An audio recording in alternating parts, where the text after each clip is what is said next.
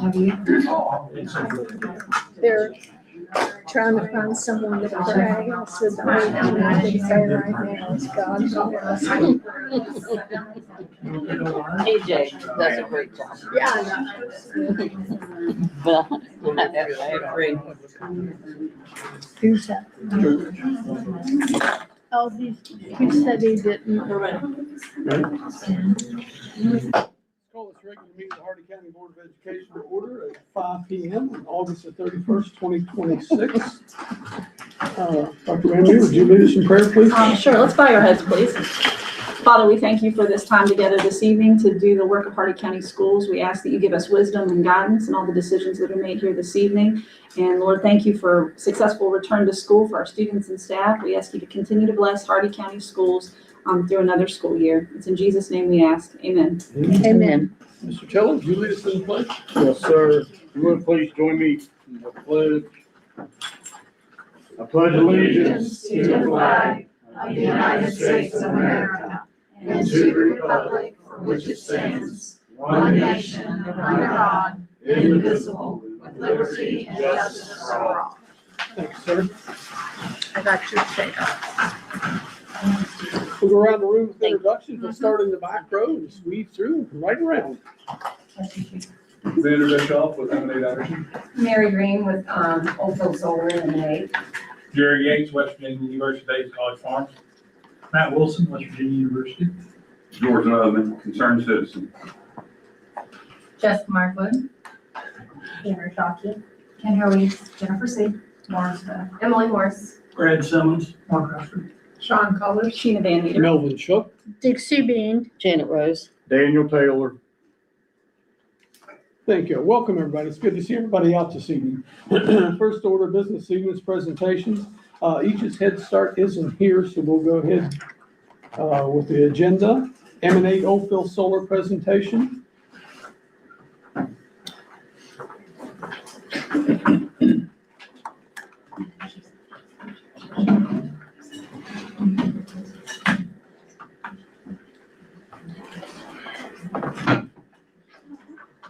All Do right. you want that over there? Oh, You okay? I'm okay. Okay. You guys are. Can you hear me all right? Oh, yeah. All right. Thanks for the time. As I said, I'm Xander Bischoff with M&A Energy. We're developing the Oldfield Solar and Battery Storage Project in the Oldfields area.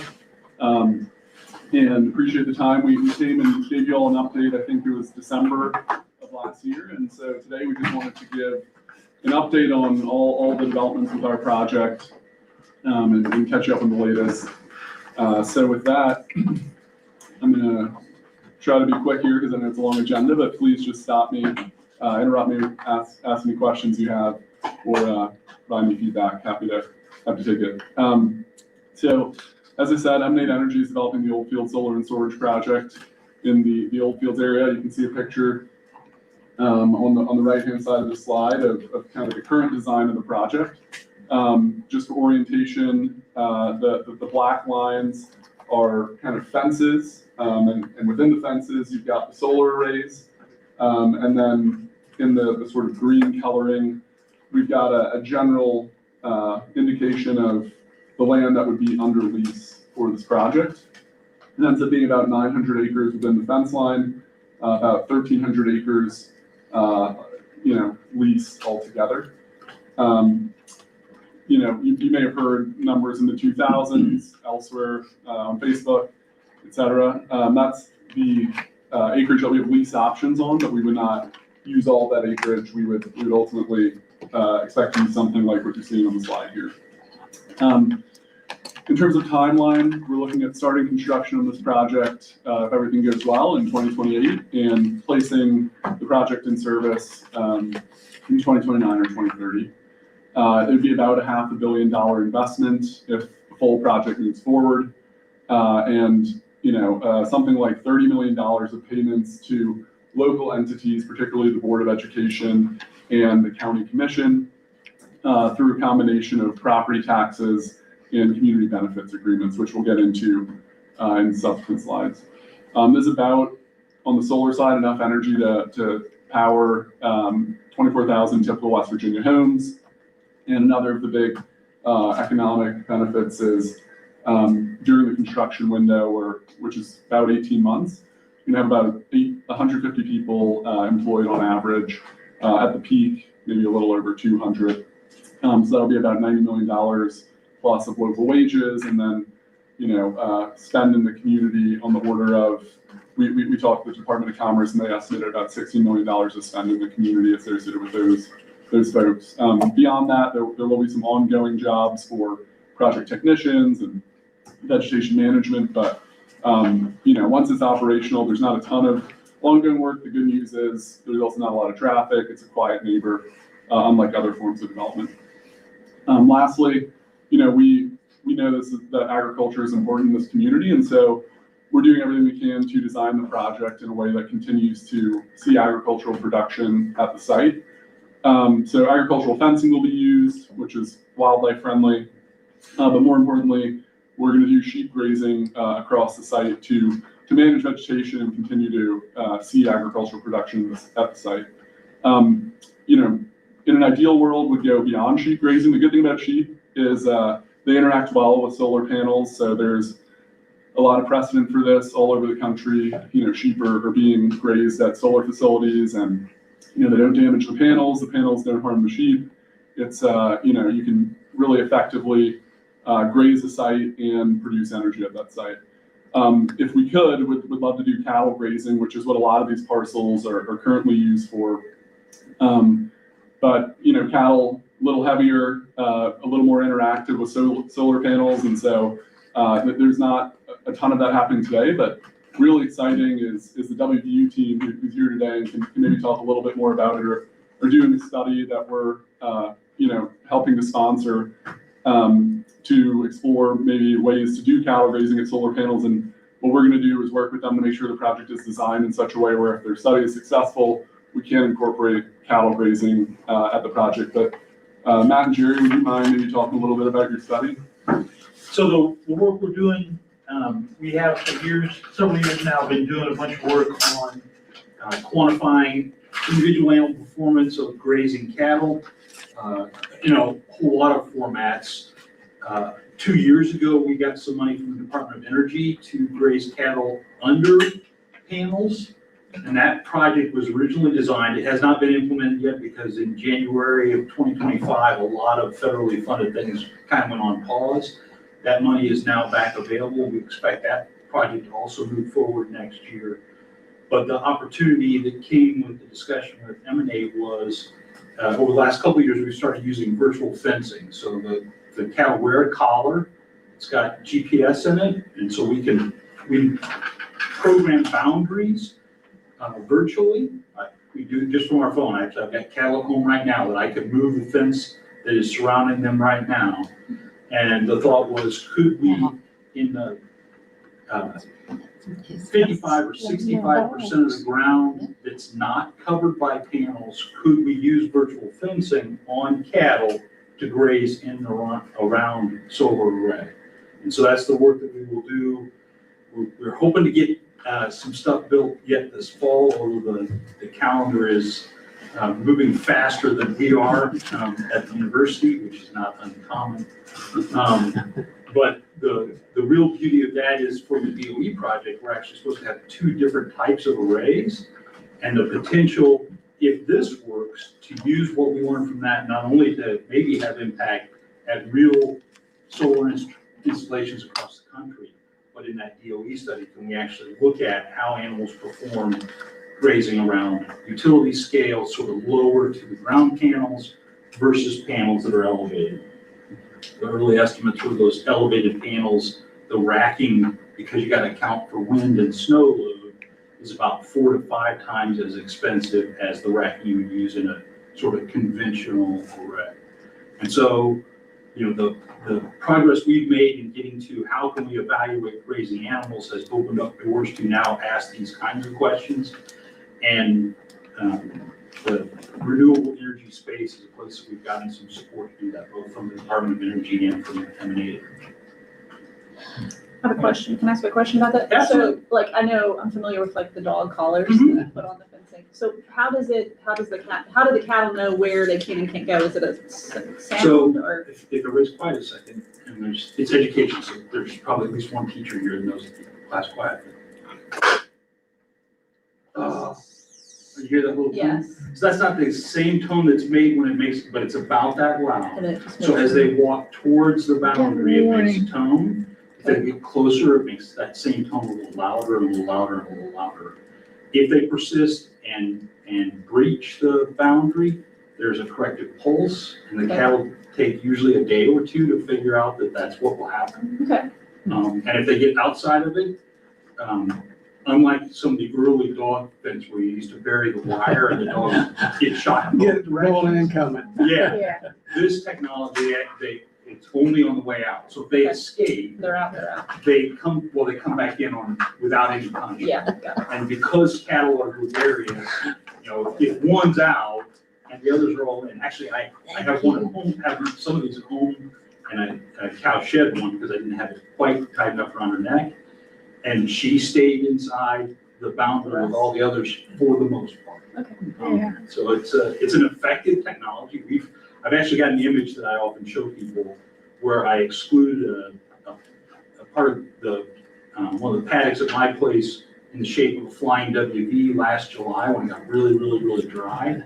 And they stayed out of that. And you can, because it was so dry, the ground where they grazed off the green grass is evident, and there's a green flying WV, and they're eating out of a hay bale because they know They know less. better. So it's fairly effective, and I think that's why we think it might work. Thanks. Other questions? But the other thing I would add is there are 5 million sheep in the United States, 87 million cattle. So it just makes sense that you try to, I'm all for it, so. Yeah, I was trying to think of any sheep farmers in Hardin County now to any extent. Very few. I mean, that's actually why. Oh, yeah, what about You can goats, see it. Dander? That's pretty Oh, wild. yeah, they learn. They learn very quickly. What about goats? Goats like to jump. Goats are, you know how you build a fence keeping a goat? Well, I best- mean, wouldn't that work on a goat? You build the best fence you can build and throw a bucket of water at the fence, and everywhere the water went, the goat will go to. And goats are just, they're ornery. And they just don't, it's like having a pen of yearling bull. They don't pay any attention to anything you ask them to do. But I think that is part of the, we just don't know. We got lots of sheep, well, not lots. We have some sheep there. Just no cattle there. And the only reason we're able to get any cattle there now is because this technology that's been developed at our place has us, on the forefront of being able to collect the type data to objectively measure animal performance. What to do to the animals, what to do to the ground, what to do to, the ground, the microbiome, the soil, and then, is there an advantage or disadvantage to be in that setting? And we just don't know the answer to this question. That's why we gotta do the research. So there's no data on how it will affect the animals at all at this point. Not grazing with in and around animals. No. Sheep data, but there's not any cattle. No Cattle. A little bit in dairy cattle, but that's a very different animal. So this is why we do the work.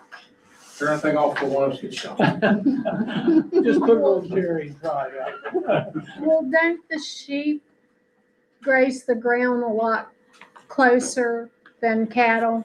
If you overgraze, anything will graze the ground close, horses or cattle Okay. so overgrazing is a management problem more than it is an animal problem. Okay. I watch a lot of cowboy movies and cowboys don't like sheep.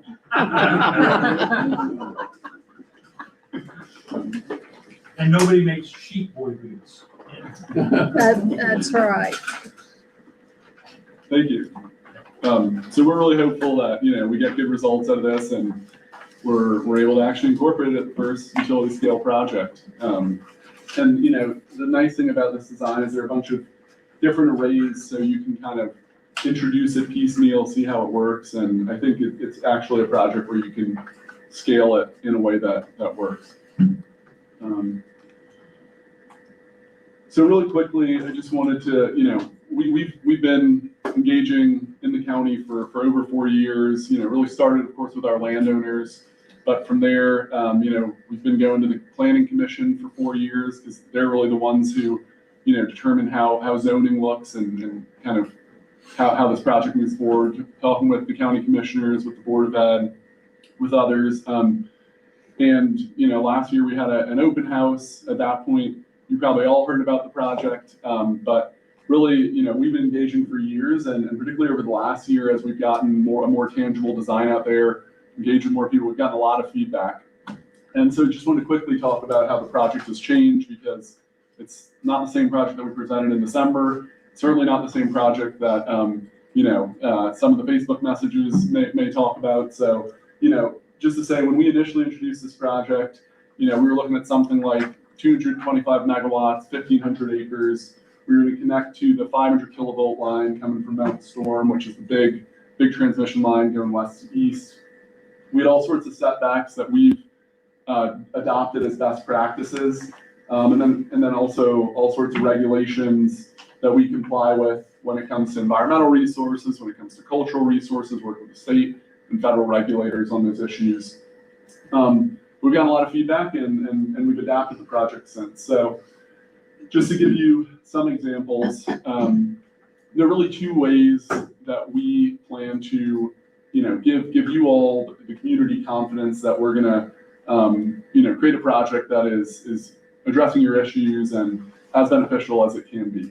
One is, through the zoning process, the planning and ultimately really the county commission can require that we do any number of things, can impose any number of conditions on us.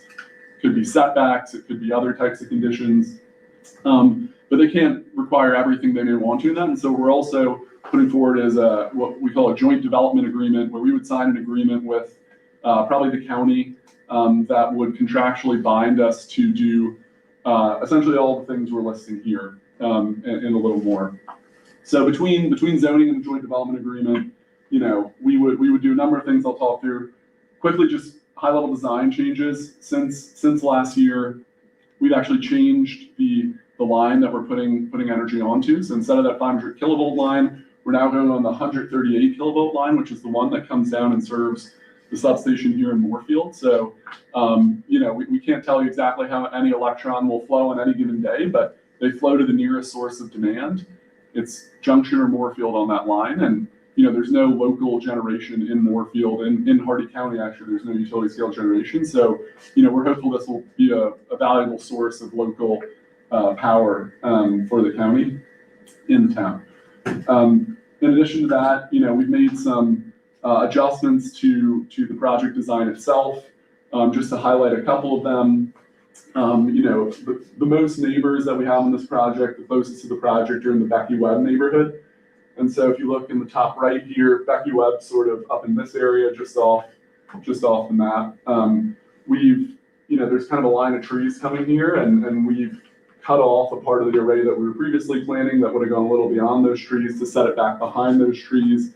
And then we're planning to plant additional trees to sort of shore up that vegetative screen, because there's some neighbors up here who are kind of looking down on the project. And so we're trying to mitigate any impacts to their view shed. We're similarly planting trees on the north side, sort of northeast side of Becky Webb Road, also as a form of visual screening. In addition, we had a sort of a finger at the southeastern part of the project that you're looking at here. That kind of went just southwest of Fish Pond Road. We heard a lot of concerns about the visual impact of that array due to its vicinity to neighbors, its vicinity to the highway. And so this green hatched area is similarly showing a portion of the finger that we have amputated, if you will, and are no longer planning to build. So you can kind of see the latest design doesn't have that finger anymore. That shows it after it was cut off. But this, if you may see that people have been sending around the old map. That this was a part of the old map, and we've since taken it out based on that feedback. In addition, there is a state decommissioning requirement where we have to go to the Department of Environmental Protection, give them a decommissioning plan, post financial security assurance, typically a bond, to make sure that if something were to happen to emanate there's enough money and a plan to remove the project if there's no one there to operate it. However, we've heard concerns, given DEP's track record, that might not get us all the way there. So, we've talked with the Planning Commission. One idea they had was maybe allowing them to choose the contractor who does a decommissioning study, produces a decommissioning plan, comes up with the estimate of how much bonding needs to be posted. So we're planning to do that, to give them a short list and have them choose the contractor so that there's a local, the county has a role in the state decommissioning process. Emergency response plan, we're planning to commit ourselves to in a dialogue with the emergency planning committee, putting out an emergency response plan, doing training and updating that emergency response plan and performing training periodically to make sure that, if something were to happen at the project, everyone is prepared, knows how to respond, there's all the access that is needed and so forth. We've already talked a little bit about this, but we want to contractually commit ourselves to agriculturally, continuing to use the site agriculturally through a combination of sheep grazing. We plan to do some pollinator-friendly planting, and also use agricultural fencing so that, and the small animals can continue to pass through the fence. And then because the project has 150-foot setbacks, there'll also be substantial corridors for game to continue to pass. There's some bad actors in our industry. We won't disagree with that. There's a project in Hampshire County where I know some folks have gone and visited, and it's not set back at all from the road. It's not doing a good job of managing its vegetation. We Emanate Energy, we've got almost 900 projects across the U.S. We manage our projects very differently than they do, but again, to give locals all the, as much confidence as we can, we're planning to codify an obligation to manage vegetation to no higher than 24 inches. And, typically it's much lower than that. Some neighbors, we understand neighbors have concerns with visual impacts. During the construction period, there's some traffic, there may be some noise associated with that. Once it's operational, the project is very quiet, doesn't have a lot of traffic, but there may be neighbors who are impacted by the project. And so we're going to all of our neighbors within 250 feet of the project and offering them a financial stake in the project so that they, also are going to benefit if this project gets built. And there are a few other obligations, that we're planning on codifying, such as, a hotline, certain insurance coverage, certain reporting to local officials, which will all be kind of developed in dialogue with the county, the Board of Education, the Planning Commission. Really quickly, before I jump into the economic benefits, some of the posts on Facebook have characterized this as, 2,500, 3,000 acres of panels. We just wanted to highlight that's not how it's going to actually look. So, it ends up being, as I said, about 900 acres of fenced-in area, which is within these black lines. Of that, about 250 are actually covered by panels if you measure at a horizontal stow of the panel. So when it's kind of, flat like this. The vast majority of the remainder, over 60%, is uncovered meadow. And so, to Matt's point, that's all, opportunity to graze cattle. Frankly, under the panels, it's often found that the ground recovers, the microbiome improves, and, I'd expect there's often healthy vegetation down there. So for a sheep that can get under a panel, that's also an option. But all to say, we're talking about 250 acres of panel coverage in a 900-acre fenced-in facility, and about 1,300 acres under lease, just because we've got these buffers outside of the fence line of at least 150 feet from the next parcel, which we would work with our landowners, and if they don't want to use it, the community to continue to do agriculture on that buffer area as well. So what's in it for the county? I mean, everything I just took you through is kind of ways that we're trying to mitigate impacts of the project, but there are also economic benefits that we think are worth calling out that will come to the community, to the county, to the Board of Education. The main one is revenues that will be paid to the county and the Board of Education through a combination of property taxes and community benefits agreements. And I will get into those in the next slide. Just quickly, beyond that, there are landowner payments that will support landowners, and we've heard multiple landowners talk about how this will allow them to invest in their farming operations, buy new equipment, maybe possibly expand. In addition to that, construction benefits, as I talked about 150 jobs on average over an 18-month construction window, which will be over $90 million in wages and about estimated $16 million spent in the community, at restaurants, at hotels, et cetera. And then, vegetation management and other ongoing maintenance work.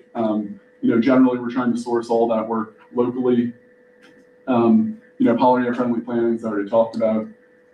So with that, I want to jump into kind of how the different agreements that we're proposing would work. None of this has been agreed to. This is just sort of, we want to let you know where our latest thinking is, have you think about it, get your feedback, and continue to refine. But what we're currently thinking is would have a payment in lieu of tax agreement, which would be with the county Board of Education, Hardee County itself, and the assessor and the sheriff are also signatories to that. And that, generally speaking, to be transparent, we're trying to minimize what we put in payment in lieu of tax agreements so that we can maximize what we put in the community benefits agreement. And the reason for that is the payment in lieu of tax agreement, those revenues are dispersed in the normal way that property taxes are dispersed. So majority goes to the Board of Ed, a smaller chunk goes to the county, a very small share goes to the state. The issue is the revenues that go to the Board of Education come out of the state funding. So really the state funding, they identify how much revenue you need, you get some of it locally and they kind of pay the rest. And so if we push more money through a pilot, it kind of just all comes out of state funding and the schools are not made better for it. So our preference is to put more money into community benefits agreements, which do directly benefit the Board of Ed and the county.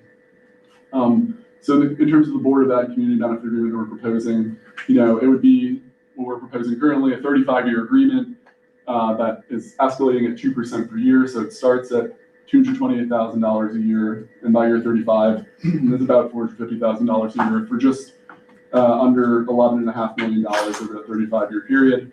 Would want to work with you all to define how it can be used. Generally, we want it to be used for however it can have the greatest impact for what you all are trying to do. So, whether that's facilities, whether that's staffing, or something else, we kind of view it as you all know best, and so that it'll be pretty flexible in terms of how it would be pretty flexible in terms of how it could be used. Would similarly have a community benefits agreement with the county. The way these are sized is that between the pilots and the community benefits agreement, it's 50-50 for the county and the schools, which we thought was fair. So for the county, it'd be similar amounts escalating over time. We think emergency services are a clear area where that could have a benefit. For instance, the ambulance fees, which are going up over time, this is an amount of money that could really offset those increments that we're seeing over the next 5 years on the ambulance fees, if that's how they wanted to use it. But similarly, we defer to the county in terms of where the money is most useful. And so we'd work with them to, craft those details. So that's really what I wanted to cover. We think, as I said, that this project will create revenues that can really, benefit the school, benefit the Board of Ed, benefit the county. That, the latest design of the project has addressed many of the key concerns that we've heard from members of the community over the last year. But, we're adapting it every day. So, we would appreciate all of your feedback and would certainly consider it in our next design. The other thing to say is we've heard a lot of feedback from neighbors and others in the community about other forms of development that are looking to come to the area. And so, we think that this form of development is the most reliable or sure way to keep this land in agricultural use. So with that, happy to take any questions. Otherwise, there's no ask. It's just, we really wanted to, get you up to speed on kind of where the project is, get you thinking about, maybe what additional adjustments are needed, and get your feedback over time on, community benefits agreement, the pilot agreement. Eventually, if this project did move forward, as I said, the pilot agreement would be something that typically the county, the schools, sheriff, assessor would all sign. And so that would be an ask down the line. And then the community benefits agreement would certainly be something we'd work with you on. A couple slides back, you had at the top, I think it's that pink one, no, it's on down, there you go. See at the very top, it says Oldfield Solars and BESS. Who is BESS? Sorry, I shouldn't use the acronym. It's Battery Energy Storage System. So it's the battery component of the project. So it would probably be a lithium ion battery. They typically come in containers. It'd be, a handful of acres of containers at the project that would host the batteries. Okay, so they're a separate entity? It's all kind of one project. So we have a single, interconnection request with the regional grid, and it all supplies to the same substation and onto the same line. The batteries are really, the solar generates during the day, and it allows us to shift the energy to the evening or the nighttime when it may be more needed. Okay, Mm-hmm. thank you. Absolutely. Anyone have any questions? Thank you all very much for coming. Thank you. Yeah, Thank you. we'll send around the deck, and if you guys have any questions, please just send them over. Okay. Thank you guys for coming too and explaining about the cows. That was very interesting. This is at some point, what we talk a lot about is, we just don't know what we don't know, right? And that's why we gotta do the research. The other value added component that we're continually trying to find is, how do we put another generation back on the farm? At some point, we have to have serious, honest discussions about increasing revenue per acre if we're going to have a chance, and especially in the eastern part of the United States where it's private land ownership, that we've got to find ways to put another generation back on the farm, and we've got to look outside the box. Well, thank you all very much. Next on the agenda is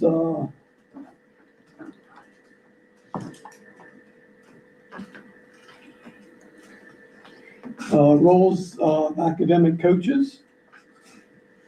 Ladies?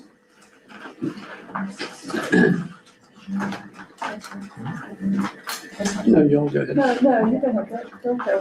We'll put them on. Thank you. Thank you.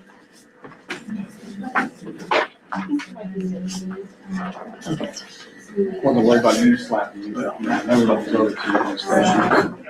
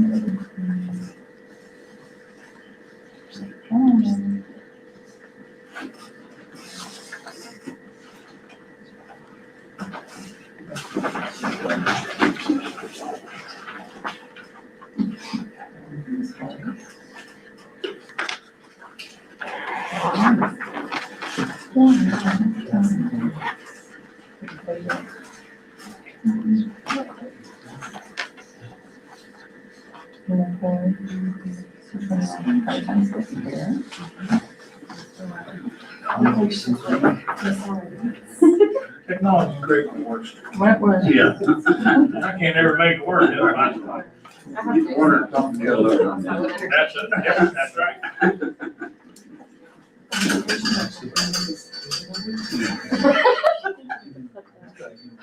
Don't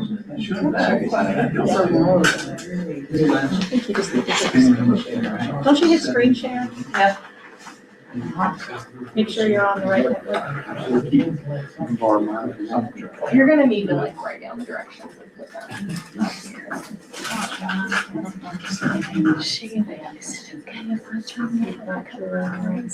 Freeze cold. I mean, we can leave that alone, but Hang on, she's on the wrong network. We got it.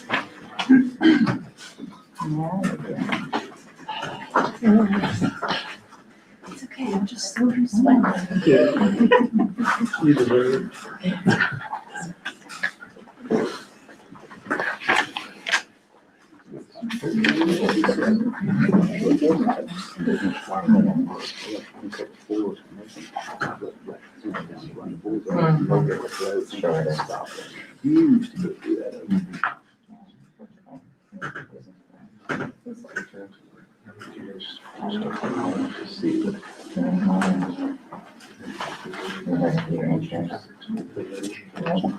Gotta have screen, gotta have visual.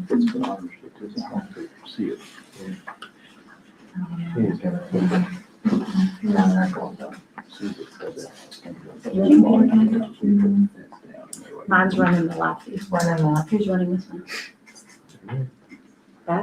Right there, we got it. We got it. Cause it was HDMI. I don't have a connector. I usually have one. You're okay.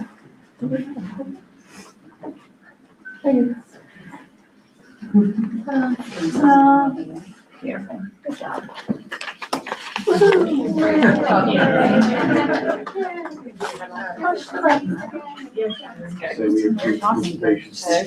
All right, well, welcome everybody. Thanks for staying with us for this.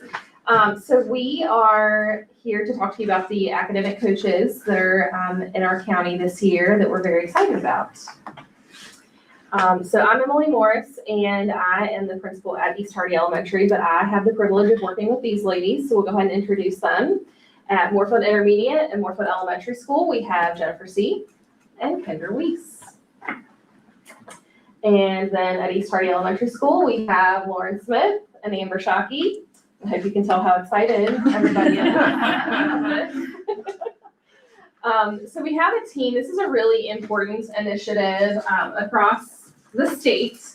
And there has been lots of investment, lots of people working to make this successful. So a lot of you probably know Amanda Riggleman. She's our regional literacy specialist. And then you may also know Ashley Reed. She's from Petersburg. She's our regional math specialist. And these ladies are heavily involved with making this initiative very successful. And then I get to be the coach coordinator, which means I just get to work alongside these ladies and help push this initiative forward in a very consistent manner across our county to make sure that we're all working, uniformly so that we're getting really good impact across all of our elementary buildings. All right, so who knows who Courtney Brown is? Anybody? Not a hand. Okay, what about Tom Brady? Who knows who Tom Brady is? Okay, lots of people. So what's interesting to know about these guys is in 2000, they were both in the NFL draft. And Courtney Brown was actually the #1 NFL draft pick that year. And Tom Brady was 199th. Is that surprising? I think it was very surprising to find that out. So you may be wondering, what's the difference? One of them, our 199th guy here, his career, he's a household name. We all know who he is. And unfortunately, nobody knows really who Mr. Brown is. So what would the difference be? Any ideas? Coaching, that's right. Coaching. So when these gentlemen when they joined their NFL teams, Courtney Brown, I believe he joined the Cleveland Browns team.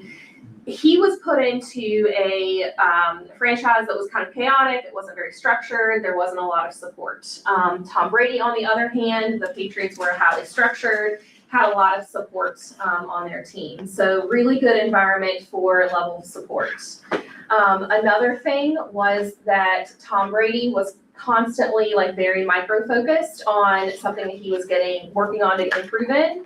And then as he achieved that goal, he set another goal and his coaches worked with him really hard to achieve that goal, and he just kept in that cycle. Tom Brady's coach was also pretty famous for whenever they were in watching like game film, he was really hard on Tom in front of the rest of the team. So that kind of also goes along with just knowing that, you know, even our most veteran teachers, although we're not going to be hard on them in front of other people, we do want to, even our very best players need coaching. So coaching really is for everyone. It's not just for our new teachers. It's not for people who are struggling. It really is for everyone, because I think everyone who's ever taught in a classroom can probably understand, like, you're never, like, there's always room to grow. There's always something that you can work on and improve.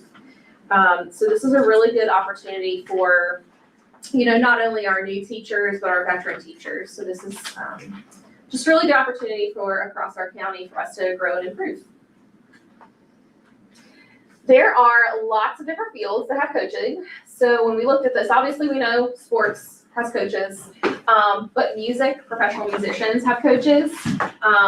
In education, I know that coaching is relatively new here in Hardy County, but it's not new in many other areas. The medical field has coaches. Business executives also often get access to coaches when they reach a high level. Performing arts professionals have coaches, and aviation is another field that has coaches. Some quotes that we really liked. Coaching is not a sign that something is wrong. It's a sign that growth matters. So we're really excited that we have, these ladies have been invested in. And just going back to that point, coaching is for all. It's for everyone. Okay, so the where and the why. If you look at the state map, you'll notice that 22 of the counties are in a navy darker blue. Those are the 22 counties that were chosen to participate in this grant. This initiative is building on the goals of the Third Grade Success Act. So if you know about that. Student achievement data showed that there was room for growth, and the state invested in our county by providing grant-funded coaching positions to help us strengthen instruction and improve outcomes for students. So in layman's terms, our test scores need to improve. And this is an initiative within the state looking at counties that are showing a deficit, and they've invested in our counties, fully grant-funded positions. None of this is coming from our county's budget. And we were the lucky ones chosen to hopefully show growth and really try to improve and raise test scores. Okay. So what is coaching and what isn't coaching? The student-centered coaching model that we are using based upon Diane Sweeney's research, it's a partnership between the teacher and the coach. What isn't it? It's not an evaluative position. So I will not be in a teacher's classroom evaluating them and then returning back to administration and saying, hey, there's really a problem in here, like you need to take care of this. We are working a lot on building relationships and partnerships with our fellow educators. It's entirely focused on student learning. So we're going to be looking at student data, our data with the teachers. We're not in there to look and see what teachers are doing wrong. It's based entirely on the standards. So I think that's a key piece that's been missing in education, is that we know how to teach the standards, but time is an element. And so we will be looking at student data, looking at those standards, really diving into them, making goals, and then meeting with those teachers, hopefully taking some of the load off of their plate and doing some of the work that they don't always have time to. It's about it's not about making teachers do things, and it's not a waste of their time. So it's stuff that they'll be doing already in the classroom that they want to, but we'll be there to assist them. It is also student-centered. So in your little folder, you have a handout. And when we were first presented to this in Charleston, like this little visual kind of blew my mind a little bit. Like it took me a hot minute to figure out exactly what they were saying. And when we gave this to the principals earlier, Mr. Simmons kind of referenced it as a bullseye, which I thought that really resonated and made a lot of sense.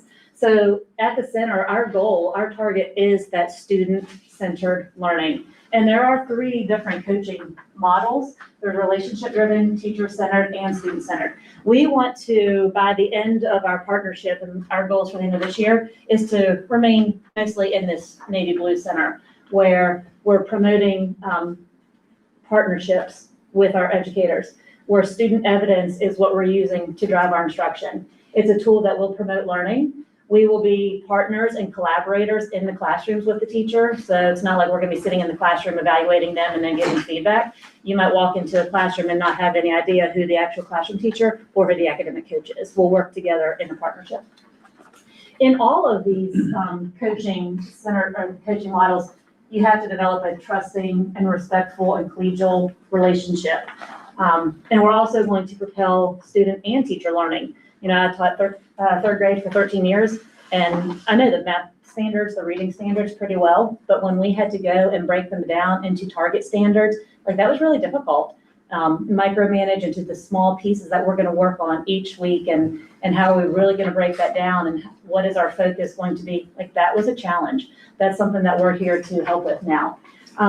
You know, obviously these outer things are important too, you know, building the relationship and, you know, being a resource and a friend. Of course, we're gonna do all of those things, but our goal is to end up in the center of the target. It's not designed to fix the teacher.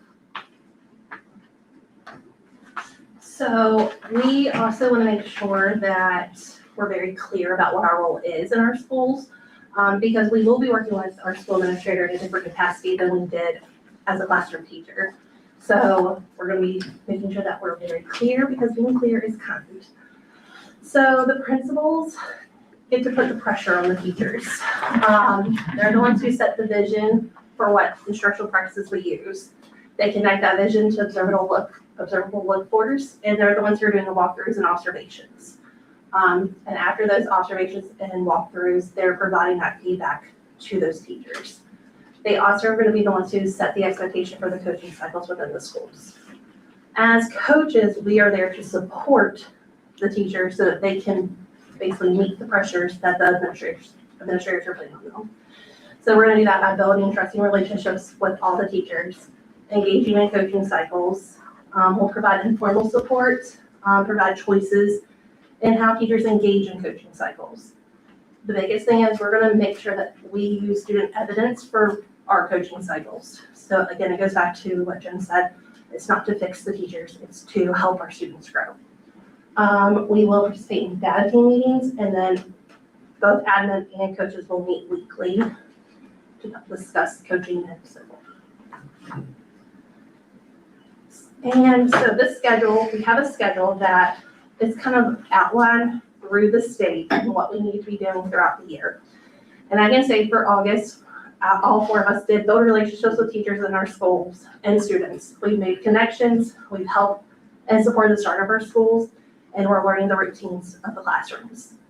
Looking forward to September, we will facilitate weekly grade level plannings with lesson plans, formats, all of that. We'll begin to partner with teachers, support data team meetings, assist with beginning of the year assessments. We'll start mini coaching cycles, which we're going to talk about in just a moment. And we're going to model read alouds and number talks in each classroom. And then as we evolve and we merge more fully into our role, every 4 to 6 weeks, we will be working with 4 to 6 teachers in a full coaching cycle.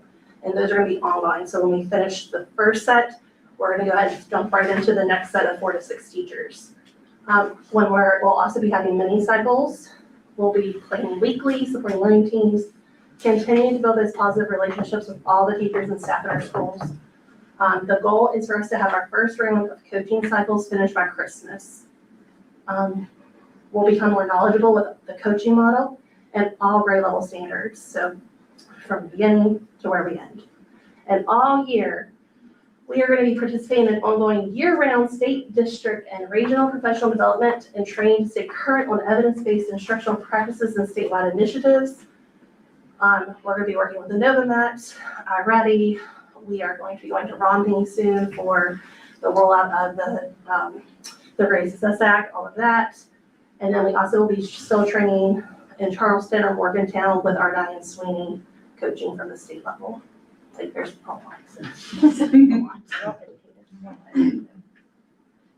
Okay, so we called this our menu because this is basically what our year will look like. So 60% of the time we will be in our coaching cycles. So that is when we are meeting with the teacher that we're in that cycle with weekly to plan, and then also working with them in the classroom 1 to 3 times per week co-teaching. So we will co-plan and co-teach. In that cycle, we will assess, we'll plan, we'll teach, and we'll just keep rotating throughout until we are at the end of teaching that standard or at those learning targets. And then the other 40% of the time, we will be in mini coaching cycles. So what those are is they're just not quite as structured or as bulky as a standard coaching cycle. I know, like, I'm working with a teacher right now on vocab, and that's not necessarily something I'm gonna spend 4 to 6 weeks helping her get started, but she just wants to hit the ground running and she wants to do it right, not change it later. Not right, but she wants to make sure she's comfortable with it. And she wanted a new process, so we're working on that. That's more of a mini cycle where it's not gonna take us 4 to 6 weeks. In that 40%, we will be co-planning units. We have to collaborate weekly with the teachers that we're working with, but also with other grade level teams. We still want to know what each team is doing so that we aren't hindering them and wasting their time. I don't want to have to go to 3rd grade and be like, well, I haven't worked with you in 6 weeks. What you doing? We want to stay up to date on what they are doing, how they're progressing throughout their curriculum and standards as well. We will be looking at data. So we have a lot of beginning of the year data that will be coming that we will dissect and analyze. And then we have our own learning and PD. We will also present some PD as well. And then we have a lot of weekly meetings. So lots of open lines of communication. And then our saying for this year is to do it scared, because we are learning and a lot of us are perfectionists. So when we don't know every little thing, it makes us a little bit anxious. So that's our saying. We're gonna get stickers made. So this is kind of what the coaching cycle looks like. We are going to spend roughly about 45 minutes is all it should take to choose the standard that the teacher is wanting to work on based on evidence. We'll develop learning targets from that. So we'll take the standard, we'll break it down into smaller sections to see what we really need to learn with that standard. We'll pre-assess students, and then we'll co-plan and co-teach for that 4 to 6 week cycle. And then at the end, we will post-assess to see if we met those goals and what our next steps would be. Okay, so I'm gonna talk a little bit about the success of academic coaching. The model that we're using is called student-centered coaching, and that's the training that we had the chance to go to Charleston to get this summer. And we are doing a book study on the Diane Sweeney book, Student-Centered Coaching. It's called The Moves. And success is measured through student-centered coaching by something called learning targets. And so when you work in a coaching cycle with a teacher, you are starting with the student need and the standards at that grade level. When you sit down to start dissecting that, like you had mentioned earlier, and you see what the students do need and what the prior data is showing are their areas of need, then you can develop the success criteria that say, hey, these are what the students need to learn throughout this coaching cycle that we're working on. And that kind of takes the pressure off of the teachers so that they're not thinking that what they're doing is wrong. It's focused solely on the students first. It ensures that the cycles are focused and deliberate about how we are teaching and assessing. It keeps everything clear and objective. Again, the outcomes are rooted in student learning, and the students are going to be knowledgeable of these coaching cycles as well. And in the classroom, they're going to see that in the form of I can statements. And again, everything is anchored in standards and student performance. So while that is kind of how Diane Sweeney's approach models success, there has been lots of success with academic coaching throughout the country. This, like you had mentioned before, it's new to Hardy County, but it's not new. So there was a survey conducted and data was collected from 87 coaches across the country. And what I thought was really interesting is that they didn't start collecting that data until years 2 and 3.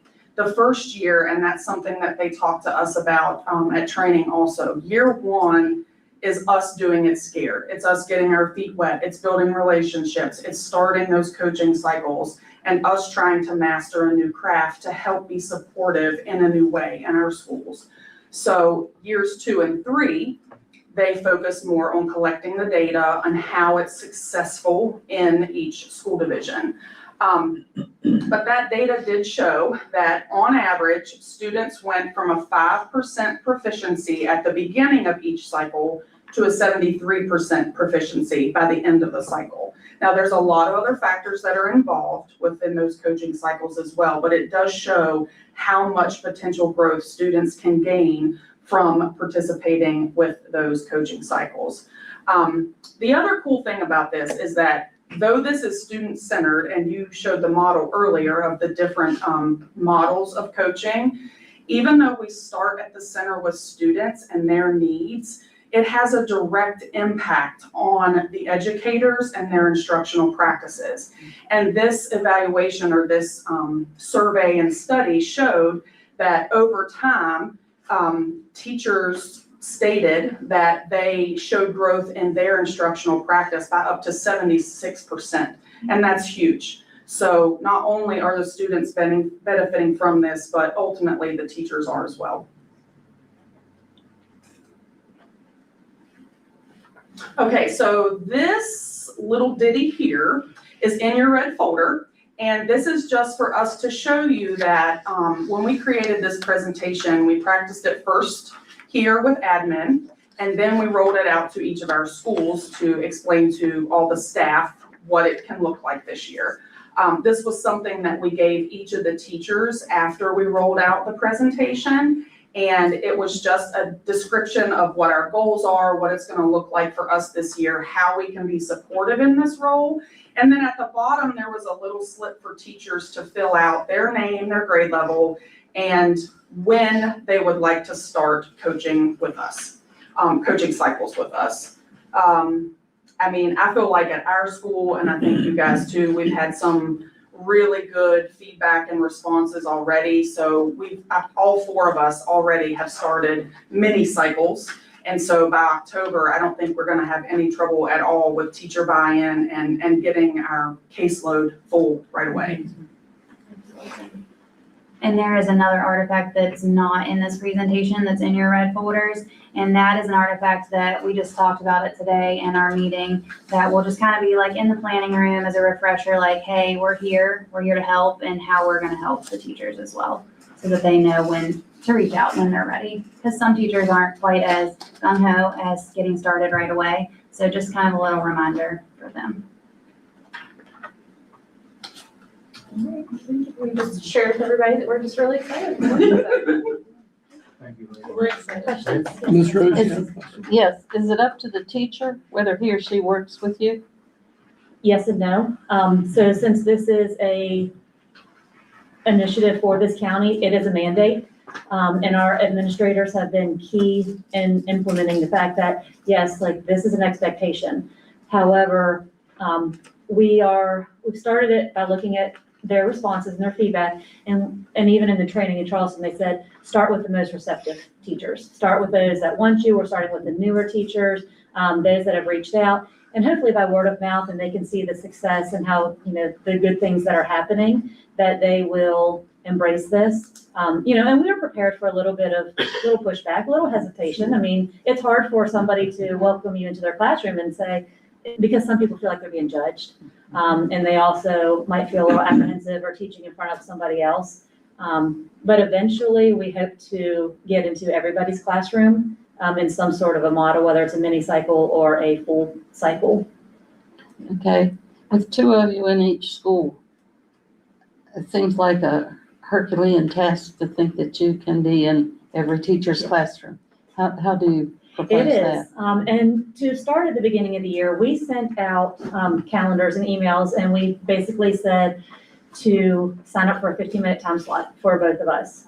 That way, we ensured that we got into every single classroom. We'll get into, we haven't started that until tomorrow actually for us, but we'll get into every single classroom. I'm gonna do a math activity, she's gonna do a reading activity, and the same with these ladies over here, so that every single classroom gets a chance, the students get a chance to meet us. Like, we don't wanna be a distraction when we walk into their classroom.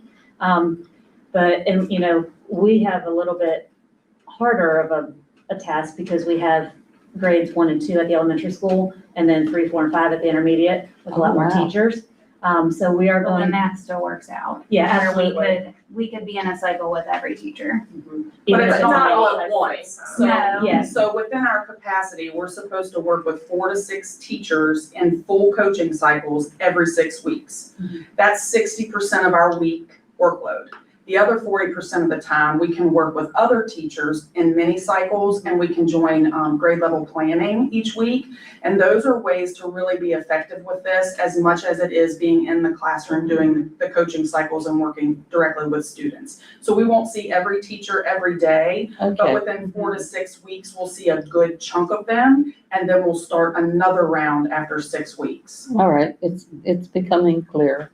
Thank you. And some of our grade levels are departmentalized as well. So there's like one particular teacher that I work with in 4th grade that's doing math, and then the math teacher in 5th grade as well as an interventionist. So we'll see similar students, but it just limits the amount of like math classrooms that I have to go into. You know, she's a little different. Yeah, reading and reading. Okay. Well, thank you, ladies. I think it's a good project. I think you all will do an excellent job. Thank you. We're very excited. Sorry to get you out of the classroom, but we understand. We'll miss you there. As the year progresses, if you would come back Oh, and share your data with us, how things are going, we certainly appreciate That would be good. That would be good. Yeah. I have a question. Sure. How do you, what's the metric for measuring success in these?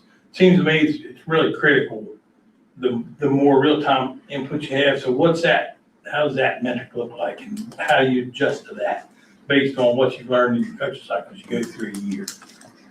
Take that one more. Yeah, okay, so let me make sure I understand your question. Are you asking like, how are they going to measure their success in a coaching cycle? Well, yeah, and I think particularly as you bring these students along through these small lesson sets, that is more critical than more time. So how does that stay real time? Sure, so the beginning of the year, so right now our schools are all doing a lot of assessments to just kind of get a baseline of where students are at the beginning of the year. And we'll repeat those assessments in the middle of the year and then at the end of the year. So we know what our data has looked like in the past and about how much growth to expect per year. So one of the things that we're going to be looking at this year is hopefully we're going to see more growth, the middle of the year test and then at the end of the year test. I think we do need to be cognizant that year 1 is really all about building relationships and learning all of this. So I'm not going to be real disappointed if we don't see huge jumps this year, but I'm hoping in subsequent years we see larger gains. But within each coaching cycle, when they first sit down to work with a teacher, they're going to identify the goal based on student data. So everything's based on data. It's not a coach coming into a classroom and saying, hey, I don't think you're very good at teaching math facts. Let me show you how it's done. Because that would not be well received by anyone, and that would not really lead to learning on the part of anyone. So we really want to go in side by side, look at data. We're going to determine a learning target based on what we're seeing with the student evidence. And then we're going to work with that teacher to move forward. And then at the end of the cycle, there will be another assessment, and we'll be able to see how much did the students grow from that. I think at the end of the cycle assessment will be really critical. Yes, agreed. Thank you, ladies. Certainly appreciate it. I have one more Ms. Rose? question. This, for how many years is this project funded through your grant? It's a great It's a question. big question. One right now. Okay, that's what I'm curious. Your salaries are funded by the grant Yes, ma'am. for 1 year. Yes, ma'am. I So- wish you luck. So the state assured us that they did not see an end in the funding. And any change takes 3 to 5 years. So it is appear that they have designated funding, because it's a state-funded grant. So the Department of Education is putting the money aside through their budget in order to do it. So it's not like we're getting federal money that we don't know if it's gonna come in or not come in. So they've designated funding, they told me as far as they can see into the future, which I know doesn't really mean a lot, but it sounds like they're committed to seeing it through and making sure it's going to work. And it's my understanding that every year we're gonna add additional counties to that. So I see it for the long haul. I would say at least 5 years before they're gonna do anything to it. There were lots of, when we went to Charleston for the training, there were lots of different offices represented in the training, like lots of different people there. So lots of different people involved in the training from the State Department. So I felt good about all of the involvement at the state level with this initiative. What's the data Programs come and go though, that's why, matching, They do. you know, the data matching up with the standards? That's what will be difficult, but I'm sure that you'll be able to see. And I've always said it's the kids that are right on the edge, right below proficiency, that if we can bump those up, any that are close to the line, those are the ones. I think we had 12 last year that were within 10 points of meeting standard in reading, which would have bumped us up tremendously. One child is 1 percentage point. That would have been astronomical. Yeah. Just get those kids. Yeah, and I'm sure that's what this program is. A large part of it is helping with that, because we've got to bump those kids up, and it will be good for you guys when they're helped with different concepts and they get it. You see them light up, Yes. It'll be great. That's why we do this. Well, we've got 4 of the best educators that we could ask for doing this. So I'm really excited to see how this progresses this year and further on. Thank you all very much. Thank you all Thank for you that. all. We certainly appreciate it. we do wish you very good, Thank you. much success. Come We visit need us. to see those scores. We do, yes ma'am. Yeah. We're putting a lot of pressure on you. Good job, ladies. Thank you. I work well under pressure. Yay. Next on the agenda. That's how Teachers diamonds Head are Start formed, right? overview update.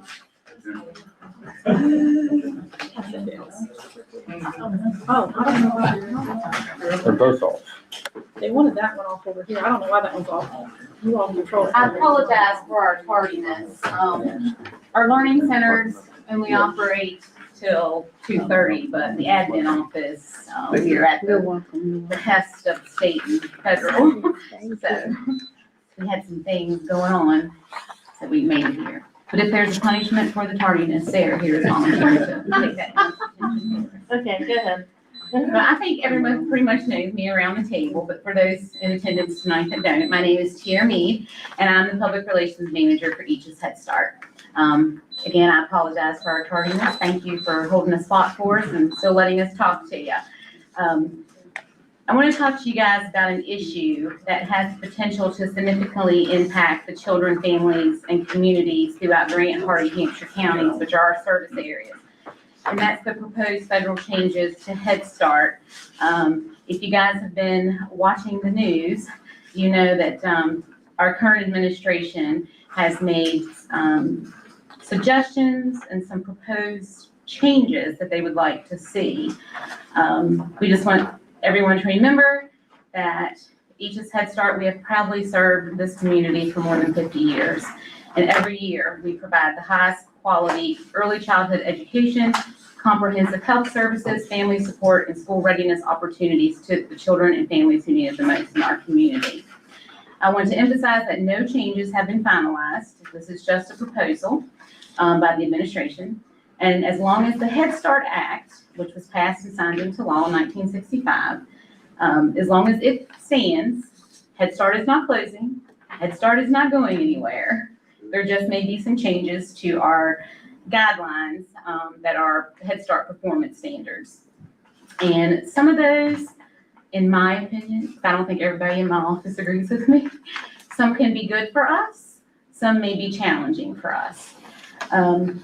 They have proposed what is called the NPRM, a Notice of Proposed Rulemaking, which will directly affect our guidelines, and our performance standards are like the Bible to us at Head Start. Since they have released it, there's a comment period, if you're familiar with how the process to guidelines changes work in the federal government. Typically, that comment period for the public is 30 days. I'm proud to say that our National Head Start Association went to bat for us and got us a public comment period of 60 days, which is virtually unheard of in an NPRM. So during this period, we are asking that organizations, family, educators, and community leaders we want to ensure that you have the opportunity to provide feedback before any final decisions are made. And that's kind of why we're here this evening. I've prepared a guide for everyone that Debbie's passed out, where you can go to the website and follow it down. And if you just add a comment about Head Start, Hardee County Schools, we are partners in education. So we're hoping that you guys will comment on your thoughts about Head Start, what we do for the community. We love that. So we're here to ask for your support, talk to you a little bit about these NPR and proposed changes. Some of the major proposed changes include eliminating many existing federal Head Start performance standards and relying more heavily on a state child care licensing requirement. We, each as Head Start, we do follow the West Virginia child care licensing requirements. So it's not really much of a big deal to us because we already follow that in our learning centers. They are looking to reduce or eliminate federal requirements related to staff to child ratios and classroom group sizes. But because we follow the West Virginia child care licensing requirements, that won't change for us. They want to make changes or eliminate some of the requirements for comprehensive developmental, health, dental, and vision screenings. I always say that we are one of the few educational facilities in the counties that we serve. We offer dental, vision, and hearing screenings, but not only do we offer those, we follow up with those. If there is a problem found during our screening, we make a referral to the appropriate provider. If our families have difficulty getting to that provider, we find them resources to get them there, and we continue to follow up with that. Another thing they would like to change or eliminate is our family engagement requirements. Our policy council, which is a parent governing body for us, will stay in place, but our Head Start performance standards require that we have parent group committees and meetings, and they're looking to eliminate that. I'd like not to see that go, because sometimes our facility, our staff is the only support that a lot of our parents have. So we want to keep them engaged with us as much as possible. They are looking to eliminate, reduce, or change the detailed education and curriculum standards and certain facility health and environmental requirements. Also, while making changes and eliminating things, they are also looking to add several new requirements, which include English language only instruction in our classrooms with limited exceptions. And those exceptions would only apply to tribal councils that have Head Starts. Nutrition education. Sarah Myers is our mental health, and nutrition coordinator. And let me tell you something, she makes our staff, our kitchen staff, we follow the line. We know. One of the things that they want to get rid of is like processed foods. And really we follow a CACFP guideline, and we don't do processed foods anyway. They want to see more fresh fruits and vegetables in the classroom. They want to see more homemade foods in the classroom. But we do that already. So that's not a big change for us. Physical activity expectations. They want to require now that for every 3 hours that kids are in a Head Start classroom, that they get 30 minutes of outside playtime. Well, our kids get an hour. So we're already, above that. And they want to put a cap on our administrative costs. The Head Start Act allows us to take up to 15%. I think it's like they want to make it, the federal government wants to make it a 5% cap. We did a study, 73% of Head Starts nationwide operate well over a 5% cap. We operate over the 5% cap. We're not at 15, but we're not at 5 either. So what could that mean for us? Although we can't predict the final outcome, these changes could have local implications that we are concerned about. One of our concerns is that it's always kind of been our mission that we want to make sure that every child in West Virginia receives the same high quality service as any child in this country. Our concern, if you take away some of our federal guidelines and put them into state hands, that the consistency of that high quality service will not be as consistent as it should, depending on the varying states. What could change for us? I think most of you guys know, Head Start, Each's Head Start anyway, we're not just a daycare. We're not just a preschool. There are so many more things that we do that a daycare or a regular preschool does. Our developmental screenings, our nutrition support, our mental health consultations, our disability service, our family goal planning, parent education, the community resource referral that we offer to our children and our families. Some of these changes will affect that. We at Each's, we're not under a CAP agency. We are one of the few independently operated Head Starts in the state of West Virginia. I think there's how many, Debbie? 3. There's 3. So we don't have to answer to the CAP agency that says the federal government says this. Now I'm telling you, you have to do this. We control our own destiny. And whether these changes are good or bad for some, we have made a promise to each other that we are not going to stop delivering the high quality service that we always have. We are not going to change. Our mission's not going to change, and our commitment to the children and the families in the 3 counties that we serve are not going to change just because simply there's a guideline that says, hey, you don't have to take them outside for an hour now. No. Some of the staffing challenges that could possibly change because of this, qualified teachers and support staff. Any reduction in federal quality expectations or workforce-related standards may make it even more difficult for programs nationwide to recruit and retain experienced employees during an already challenging labor market. I wish that we could pay our teachers and our staff more. We talk about that every day. Unfortunately, we can't. We have been flat funded for the past 3 years, and I can tell you next year we are going to be flat funded again. But we make it work. We manage. We like to say that our teachers and our staff, they're not there because the money's good. I'll tell you that. They're there because they have heart and they care about the children and the families in our community. We care about whether or not the children that walk out of our door enter your doors ready for kindergarten. But like I said, our mission's not going to change. Our commitment to our children and families are not going to change, and we're not going to let our standards lower simply because there's a guideline that says we don't have to go above and beyond anymore. So just wanted to come and offer you all the reassurance, because I know what you can see on the news has been scary. It's been a little scary for me sometimes. It's been a little scary for our staff. But your support matters. It matters more than ever now. So if you could get on there and get to that comment section. The comment section, public comment closes October 6th. Also, we have daily webinars on NPRM.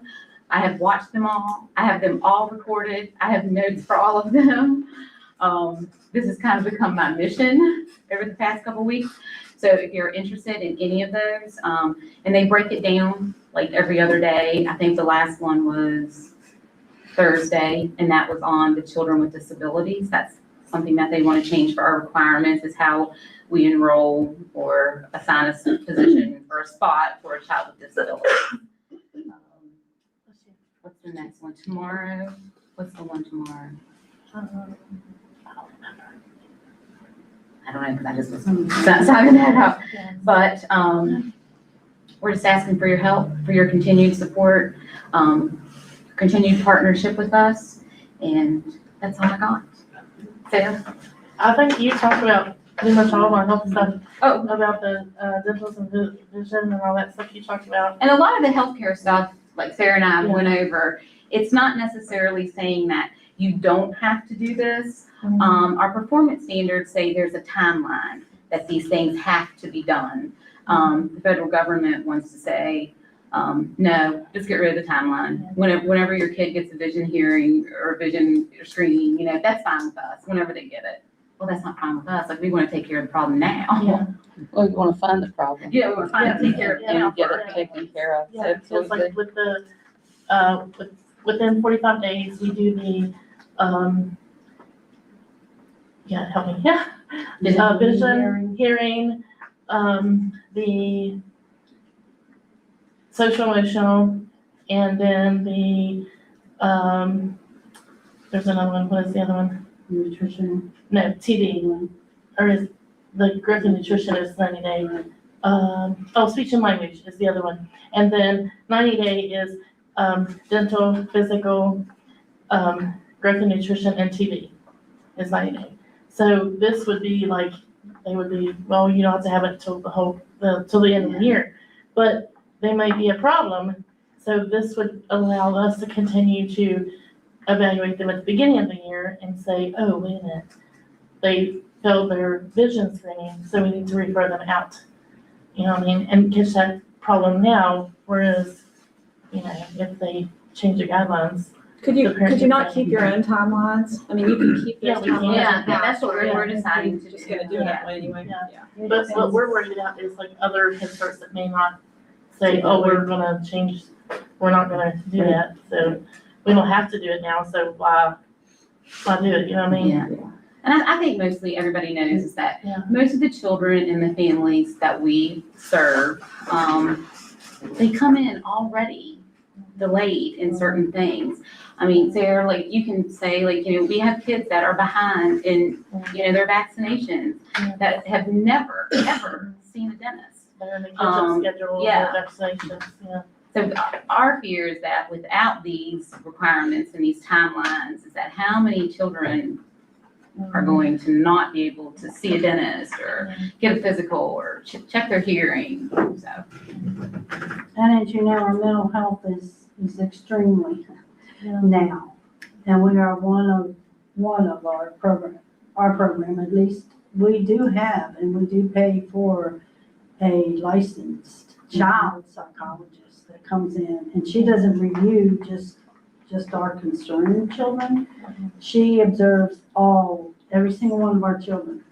We have made that agreement with her, and she comes in, because there may be something that we might be missing, that she has that more expertise to catch on. But not only that, she also opens that door for our parents as well. And they can get a time slot with her as well, as parents. And that's a broad door, and that means a lot. And we are one of many Head Starts we have to have a curriculum as it stands right now. Some child cares may, some child cares do not. That's one thing I will not, because I'm a past educator, past teacher. I won't give up on that curriculum. And our curriculum starts at the age of 3. And it is a, based curriculum. It's, Research based. Yep, definitely. And we do peel our potatoes. Come on down, we'll be glad to. Yeah, Sarah's cooks aren't happy about that, but. She just bought the new peelers. Yep, that nice They were so taste tickled to get those, you should have seen their That's faces. Well, We have wonderful staff. when we did a visit over there, we were impressed, Yeah, you know. Absolutely. It was eye-opening. yeah, it was great. It was eye-opening how important what you do is Well, come everything. back and Oh, see we- us. we'll be Yeah. back. We will, definitely. we'll be Let us know back. when you do mashed I will potatoes. tell you, Yeah. we were, our West Virginia State Head Start Association reached out and asked if each's Head Start would be interested in hosting a congressional visit from Shelley Moore Capito. So I personally think that we gotta be doing something right. Like, they wouldn't send her to us if we were doing everything wrong. And I think she's going to schedule with us the second or third week in September. Really, it's a surprise. Let us I'm told so keep- far. Let us know. Yeah, let us know when Absolutely. you have that. Absolutely. Okay. Thank you, ladies. We certainly Hey, appreciate you're your time. welcome anytime, okay? Okay, very good. Thank you so much. If we don't speak, nobody will. Exactly. Thank you. Thanks. Good to see you. Thank you. Bye. Thank you all. Next on the agenda is CTE and technology updates. Ms. Markland? So some quick tech updates. We had our tech talks presentations throughout the onboarding when teachers were coming back to school to give them some updates on things that have happened over summer. In addition to that, one of the biggest things that we are working on is the SIPA, which is the Children's Internet Protection Act. There's a new website and materials that have launched from the State Department that teachers will be integrating as a part of their lessons. Different buildings are doing it different ways. Some are leveraging their counselors in order to meet that requirement. Some are leveraging their classroom structured time when they're talking about researching and certain research skills to keep students safe while they're on there. This is also part of the requirement that we have to have for our E-rate funding, is making sure that students are learning how to use the internet appropriately. So with all those materials rolling out, this year's also in Junction, the E-rate project is Moorfield Elementary School, where we'll be going and setting up the new access points and adding the additional networks and cables to connect that building once the walkway is installed. We have an aerial conduit that we'll be running through in order to link that building. We also had the secure network launch over summer. The reason for the secure network, twofold. One, to keep the secure network secure. We've hidden that password and made it aggressively friendly at about 40 characters of symbols and all, so that way it's not something passed from student to student to leverage on personal devices that aren't authorized for use. It's not hardy anymore. It's not hardy anymore, baby. It's not hardy. 220. Sorry, for like 001 next. And from the time students have been back, especially with the benchmark testing and stuff that's been on, we've had very limited traffic on there, which is good. That means that they're not using secondary devices to try to look up anything that they're not supposed to be. They're using the platforms and the issued technology in their buildings appropriately. So we're excited to see that as right out of the gate. Any questions on tech or?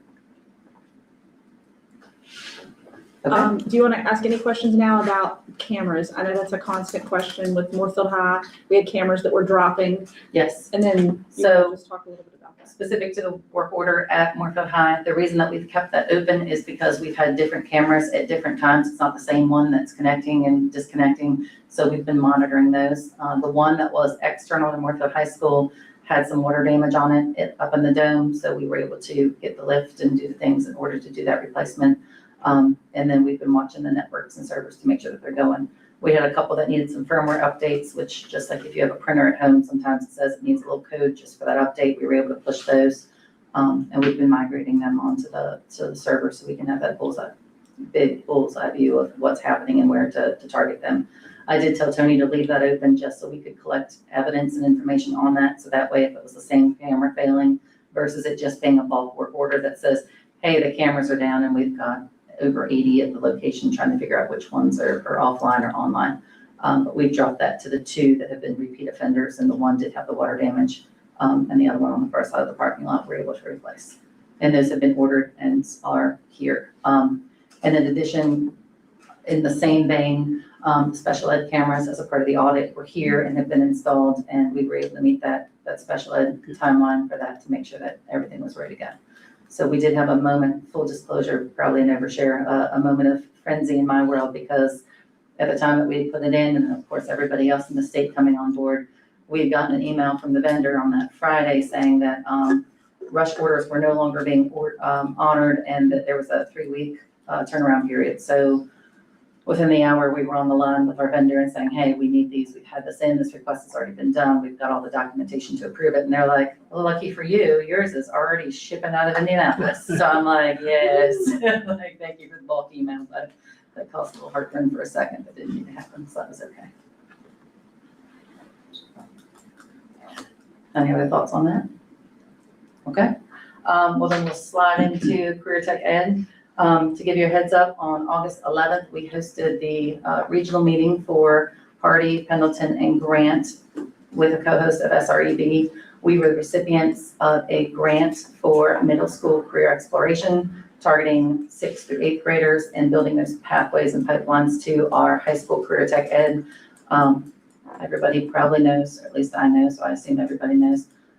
Most middle schoolers know 3 good jobs, and that might be what their mom or dad does, what somebody in their extended family does, and what their best friend's parents do. And even here, there are way more job opportunities than what they've been pigeonholing themselves into from that standpoint. So we've partnered with SREB. Judy Frank has came and done a site visit over summer with our high school, saw the launch pad, saw what we were doing. And through the grant, year 1 is research and development. So the state offers us some information from workforce department that is broad spectrum, and they give us like a top 10 employers for targeting. What SREB is going to do is they're going to come in with boots on the ground, give us real data, hear interviews, pull all the information, so it's not washed from just the top level data points. We'll be able to see all the highs and lows for program development and student retention and getting students into jobs that are future coming in the next 8 to 12 years. We didn't want to keep the secret to ourselves, so we invited our colleagues in Grant and Pendleton, especially because we've got the connection with South Branch Career Tech and being able to leverage that collaboration to have them come. So SREB was more than happy to come and set that up. So Hardy County's had some walkthroughs. They're also going to do some at Petersburg at their middle school level and at Pendleton at theirs. And the next meeting we get to have at South Branch is a nice central location for this communications and ties. What does SREB? Southeast Regional Education Board. They did a PBL, which is a project-based learning training with our CTE teachers over summer, emphasizing what we do with our work-based learning with the Launchpad, students making projects, solving problems, and then launching them into existence as a self-sustainable cycle. Okay. Yeah. Thank you. Important dates. So Friday, we have collaborated with Celebrate Moorfield, and there's a tailgate happening from 4 to 7 at the Launchpad. September 26th, leveraging the Launchpad is also Heritage Weekend, and we will be hosting a tractor show, and apple butter making will be hosted by Moorfield High School and East Hardy High School FFAs. They'll be on site to do demos there. October 15th is the regional FFA tractor driving. We had piloted last year doing it down there, and it actually worked out really well, and we got some good, not only traffic and visibility on the street instead of being up on the hill, but as far as location and amenities and stuff, it worked out well, so they've asked to use that again. And as you know, we have a new ProStart teacher, and she is hoping for a soft launch of that cafe by the end of the month, so we'll be up and running. And That's good to hear you, the activities going on over there. The more yes. more people and more things are going on, the better it will be received for sure. Look what Brooklyn did this summer, Yes. you know, that was pretty impressive, I thought. Very much with so. that. So, Agree wholeheartedly. That is exactly what is ideal for that situation. Right. And I'm glad that we were able to offer that accommodation and facilities for her to use and leverage. And I mean, it was extended learning beyond the classroom, which is Sure. lifelong learning. That's the goal. You talk faster than I can write. I'm sorry. Who's sponsoring the tailgate? And it's this Friday night? Yes, For the Celebrate Moorfield game? Moorfield. Oh, okay. So it's the town of Moorfield. They have a committee with the 250th ceremony and a few others that we're also partnering with. Fun fact behind the scenes, we're hoping to get a couple history teachers and art teachers to build an emblem for that event that's launching in January. We're in the discussion phase for that, but as a part of that, Celebrate Moorfield Town Council, Town of Moorfield, that's our partnership and extension. All right, thank you. Because it's Moorfield's 250th birthday Yes, this coming year. 1777, so it'll be, yes. Yeah, 2027. 2027. I want to say October is when it was founded, so they plan on having a big kickoff in October of this coming October, but they want to gear up and have students involved in the creation of the materials and the history and a few other things, so we're That's collaborating great. on that level too. Any other questions or thoughts for CTE? Thank you more, for your time. the more Thank you. activity, the better. We're trying. That's great. When they make apple butter, they're using apple or applesauce. Oh, come on, boss. You asked a question. I did. I will have to verify, but I will get back to I you. don't know, we had a terrible frost. I know our church is looking, we ain't doing apples. I was gonna say, it could go either way, but I'll verify. I'll send a text message, get back to you in just a minute. Thank you very much. Yep. Next on the agenda is public comment. We have one person signed up, Mr. Leatherman. Mr. Leatherman, we'll let you speak for 5 minutes. Okay, can I just sit here? You can indeed. Okay. We just won't, we're not allowed to ask any questions or comment anything, but you have 5 minutes to speak freely what you want to. Okay, I'm George Leatherman. I came home in 74 and started farming with my dad. In 1988, I was elected county commission, went to my first meeting, and Winston Teets, I don't know if you all knew him or not, but I asked him, I said, Mr. Teets, can you give me some advice on how to do this job? And he said, yeah, do what you think's best for the most people in the county. And I'll remember that advice, and I've always thought that was very good. And, you know, then I served on the planning commission for 36 years. And I know the planning commission now, I'm off of it now, but I know the planning commission has really been working hard on the structure of setting up potential solar things.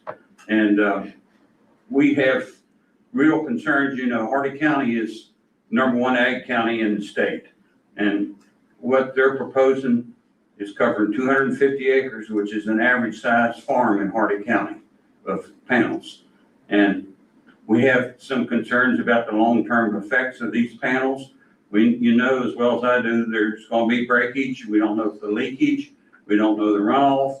And, you know, at the end of their life cycle, are they going to be able to, is the soil going to be able to be farmed? We don't know what chemicals will be in. There's a lot of questions, and the planning commission is working to try to address some of these. I don't know if y'all remember Doug Benson. He was a brother to Dewey, and he worked on our farm some, and he also worked with Homer Warner. And he said Homer had a saying that really stuck with him. He says, the paper lays very still, you can write anything on it. And, you know, when you get up and make a presentation and say all these good things, you got to try to anticipate down the road what the impacts are going to be. Who's to say that a solar farm is going to be anything like what they're proposing within 10 years? It might be something totally different. And it's not that we're against solar, but, you know, most of this solar is going on the grid. It's not going to help the local people.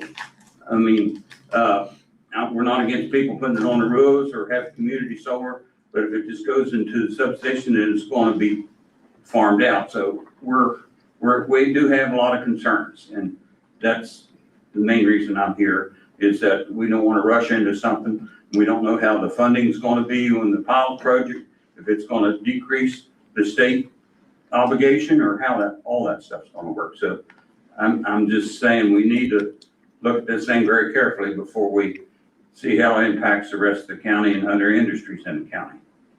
That's basically all I got. Well, thank you, sir. We appreciate you coming and commenting this evening. Okay.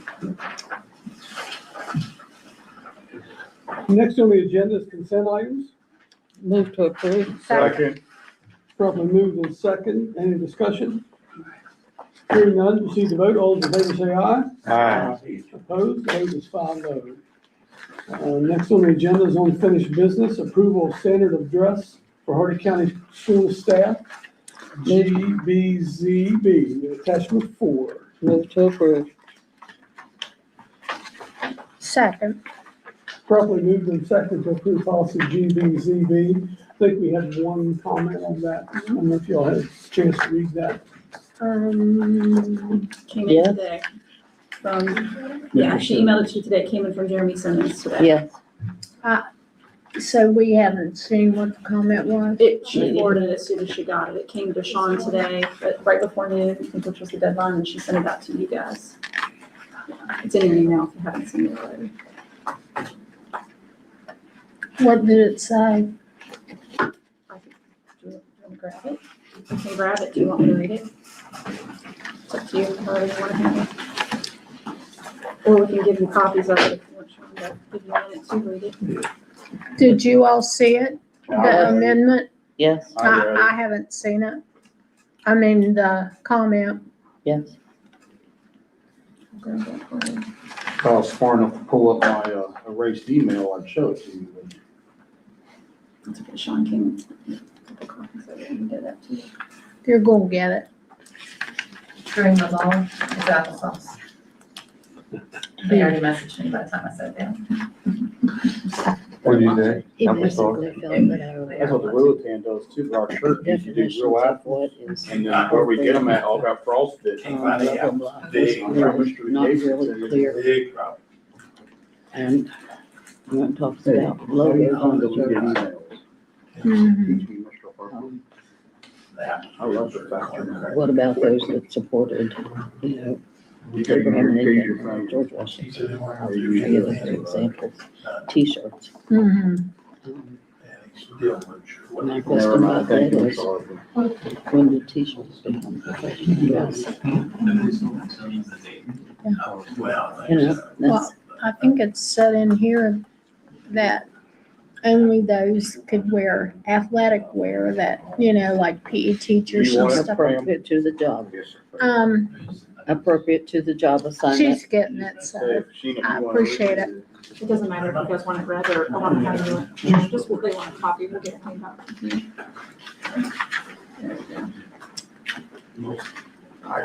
we go. Thank you. I read it. Thank you. Thank you so much.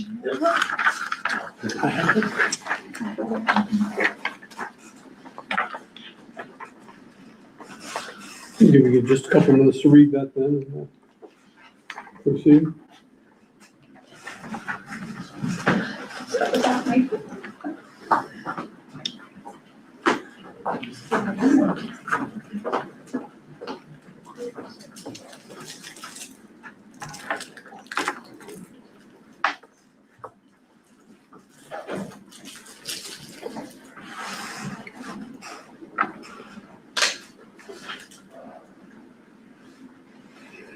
And this inconsistent standards among schools, if it's school policy.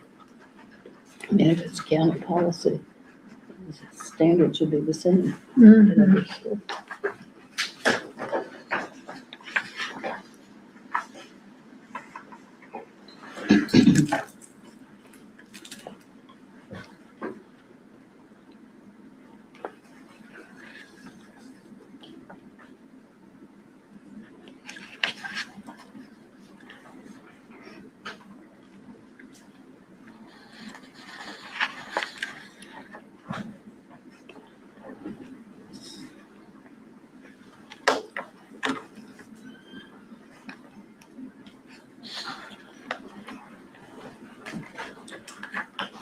Everyone had a chance to look at it then?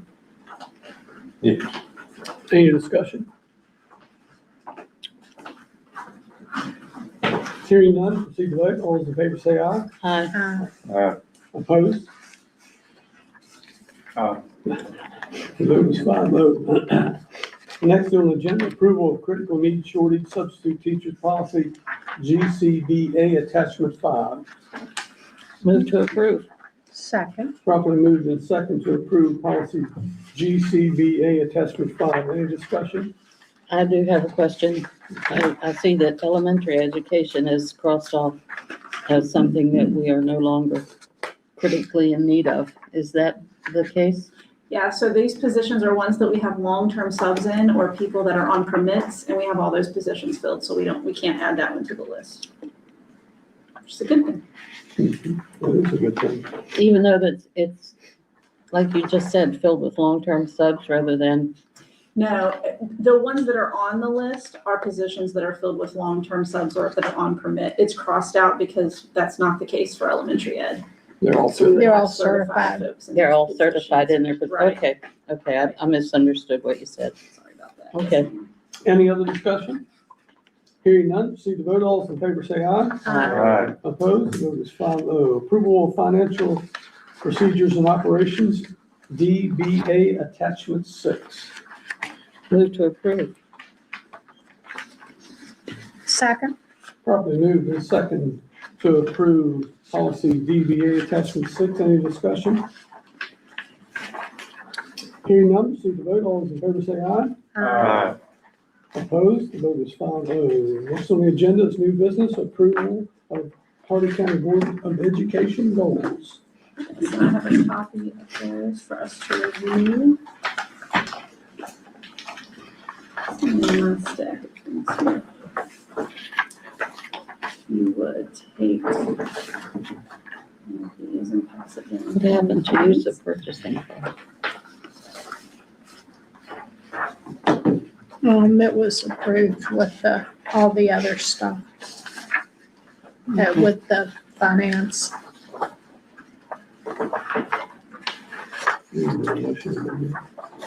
Or these, Oh, sorry. I just don't want to see them first, so I made a motion. We didn't though. You don't. Right. Is there a motion? Move to approve. Second. Properly moved and second to approve the Hardy County Board of Education goals. We've been passed out those goals with one of the superintendent's goals, which is next on the list. Give me just a second to look at those. You have any discussion? I can speak to them when the time comes. Yes, go ahead. Okay, so we start with student attendance, mathematics growth, and fiscal responsibility. And so I changed a couple of things under the mathematics growth. I changed that based upon how iReady recommends that growth be measured and what their recommendation is for the end of the year. So they do a math diagnostic, and there's something that's called an individual stretch growth target for students, which means based upon a student's assessment, how they would expect that student to grow in a year with good instruction. So I had on here, they said that at least 50% of our students in grade K through 8 should meet that goal by the year. Some will exceed and some will not meet, but at least 50 should be right at. So that's what I put for that one. And then the fiscal responsibility piece, eliminating personnel over the school aid funding formula, having no more than 3 service and 3 professional positions, no more than 3 service and 3 professional positions being over, that wording's bad, hold on. Eliminate personnel over the school aid funding formula, leaving no more than 3 service and 3 professional positions over. It should say over after the word positions by May 1st. Sorry about that. But I'll correct that by May 1st of 2027. Okay. That means a total of 6 positions over. And the reason it is that is because I don't know that realistically and operationally, I know that Sarah's position is not funded, my position, and then you have the facilities and transportation. So even if you got to 0 of the funded positions, you're still gonna have those over.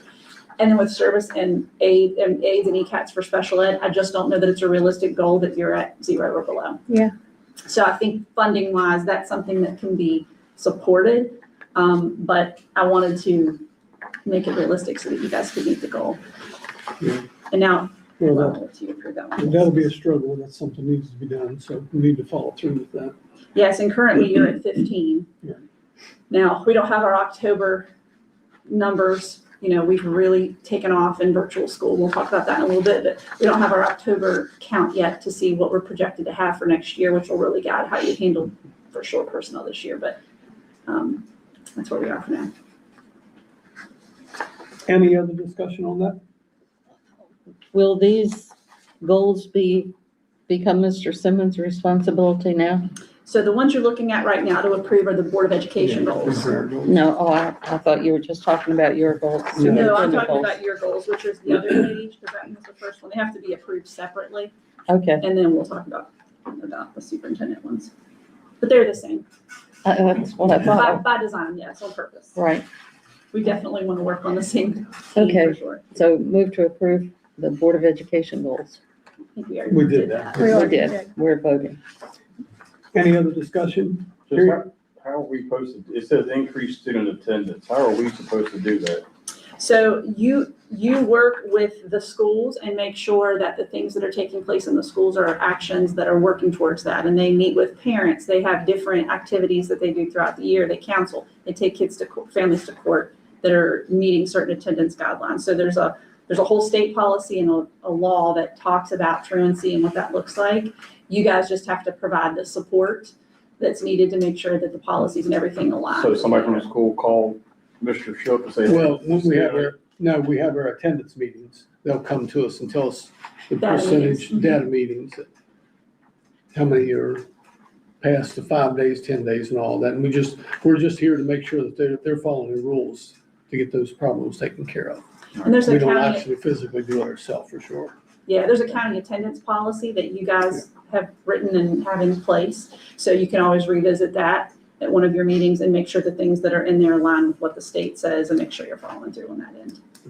Thank you. It's a good question. Any other discussion? Hearing none, proceed to vote. All those in favor say aye. Opposed? The vote is 5-0. Next on the agenda, approval of the superintendent's goals. Is there a motion to approve? Move to approve. Second. Properly moved and second to approve the superintendent's goals. Discussion? So these are the same and they align with what the board's goals are. But if you'll notice, there's a measures of support line that's in the middle of my goals that is non-existent in the board's goals, because kind of along the lines of what Mr. Taylor was talking about, those are the things that the superintendent will need to make sure are happening for when you guys review that, then you'll get to see that list. And Mr. Simmons, beginning October 1, will be responsible for these goals unless you deem it necessary to change them at that point in time. So you would just have to keep in mind that he'll be evaluated on these goals, and if he wishes to bring up discussion and add that to an agenda for you all to review again and make any adjustments, he'll be able to bring those recommendations to you at that time. You just have to put it back on the agenda. We're approving it now because the state requires us to approve it by September 1st, Tomorrow. 5th, 10th, well, soon, 14th, so before the next meeting. How about that? Any other discussion? Has Mr. Simmons been able to look at this then? He's not in an official capacity yet to have any input on those. That's just why I said after October 1, if he wants to have a review, then he can do it at that time. Any other discussion? Hearing none, proceed to vote. All those in favor say aye. Opposed? The vote is 5-0. Next on the agenda, approval of use of purchasing card policy, DDM Attachment 7. So moved. Second. Properly moved and second Oh, we to don't already approve policy approved it. DDM Attachment 7. Discussion?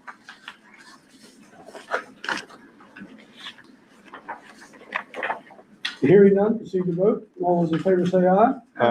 Opposed? The vote is 5-0. Next on the agenda, approval of Hardy County Use of Service Animal Policy, EEC Attachment 8. Move to approve. Second. Properly moved and second to approve policy EEC Attachment 8. Discussion? What is the status with our service animal We have a therapy dog, or with our which is therapy not dog? this policy. Okay, So this is This a is a child. service animal. And it's currently, we do not currently have a service animal, but there, I know, has been discussions of that potentially coming. So we wanted to make sure before we had that service animal on Okay. property that we had a way to formally supervise and handle it. So And this is a new policy. it's a brand new policy. Okay, Yeah, all right, different from Shadow, who's our therapy dog, okay. who's doing very well. Any other discussion? Hearing none, proceed to vote. All those in favor say aye. Opposed? The vote is 5-0. Approval of the approved contracts, Attachment 9. So moved. Second. Properly moved and second to approve the contracts, Attachment 9. Discussion?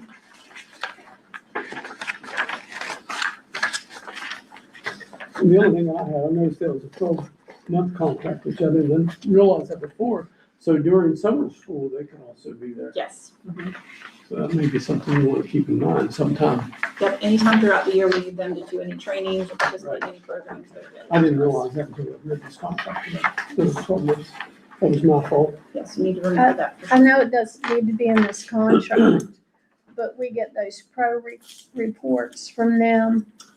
And I don't think they have an expectation of the information we'd like to know. And I think that we need to come up with a format of, they say, oh, caught a couple of people for smoking, we need some statistics about stuff and what they're going in the classroom and teaching, because that's part, what classrooms Yeah. and not just a 2-second typed thing. So they have a format that I had given them when we first started doing that, and it broke that down by what, all of those things. And I think every month when you get that, it's just that they don't always have something that fits into the category.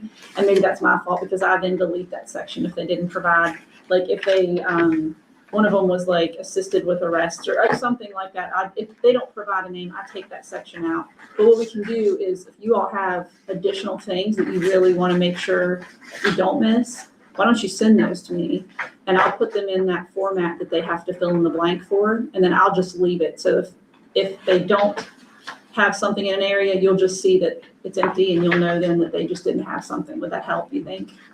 Well, I think whatever's in there, if you just leave it Yeah. I can and do it goes as a 0, so that we know that. They that didn't do that's, that month. yeah, that's being looked at, rather than just, Yes, I will make a note to do that. I think it'd be nice if we could get or have a conversation with both these gentlemen and tell them we'd like to see them at more sporting events. I know I have personally, before I was here, I was a sports manager, whatever you want to call it, and more than one time I've had to call law enforcement. Yeah. Well, it is, and it's in their contract. I they know, don't so have to be. they Don't have to be, Right. do they? Yeah, it's requested, but we don't have, we can't make them, but we can certainly recommend it. I know for rivalry games, there's been, Yeah. like I said, that's what I did for. Well, 3 you never know when something's gonna break out, I've escorted more than one, we'll say, person out. There've been more than once though where an individual has told me, unless you have law enforcement, I ain't leaving. Okay. Yeah. If one of these gentlemen gets sick or they gotta take a day off, do we have a substitute for them, or do we just not have an officer that day? Just don't have one. Yeah, day to day, they don't fill in. If it's an extended period of time, the sheriff usually works with us and lets us know and then provides a replacement, but. Any other discussion? Hearing none, proceed to vote. All those in favor say aye. Aye. Opposed, vote is 5-0. Next on the agenda is board member superintendent discussion. No action may be taken. Want me to go first? Yes. Okay.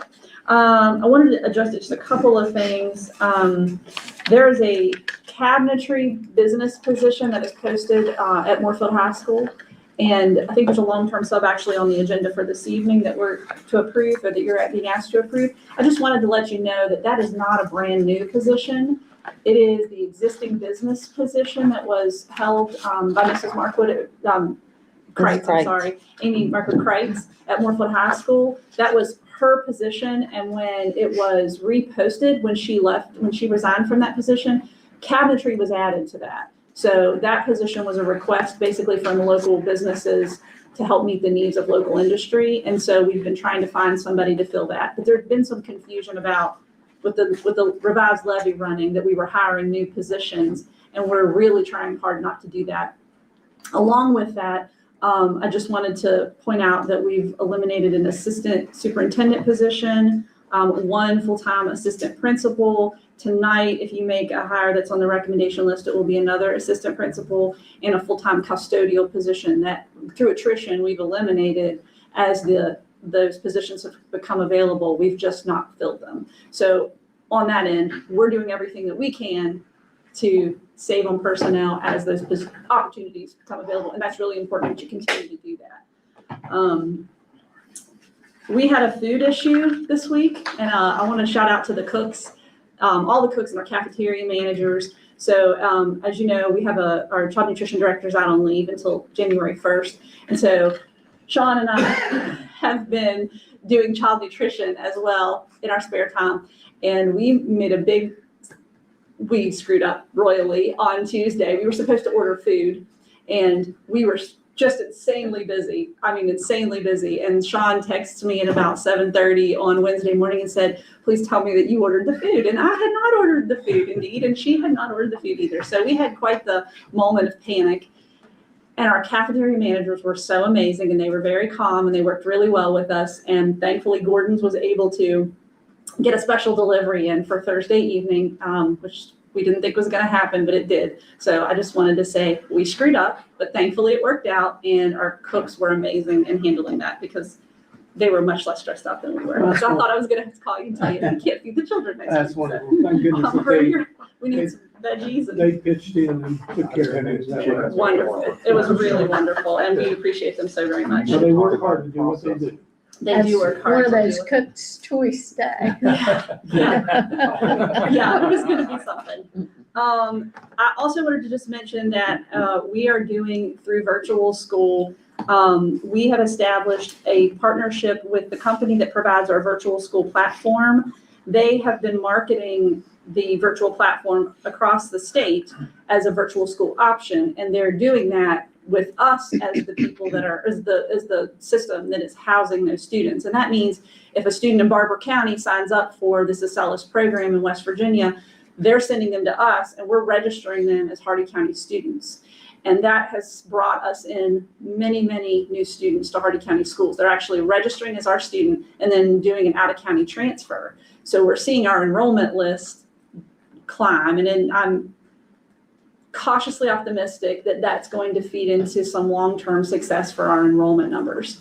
So I wanted to mention that to you and also bring up that that means that we're really, really, like our virtual program is busting at the seams. And so I'd like to talk a little bit potentially about posting a position that's going to help support that.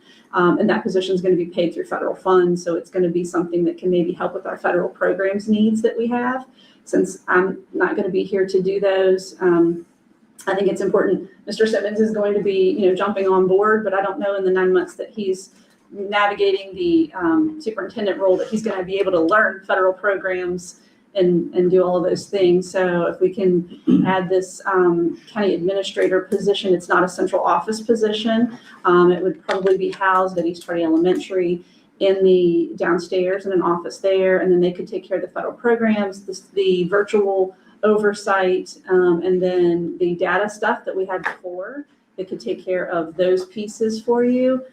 Because we offered that virtual or the federal programs piece to the other folks in the office and nobody wanted to pick that up. So that's something that you're gonna have to have. It's a piece you have to fill.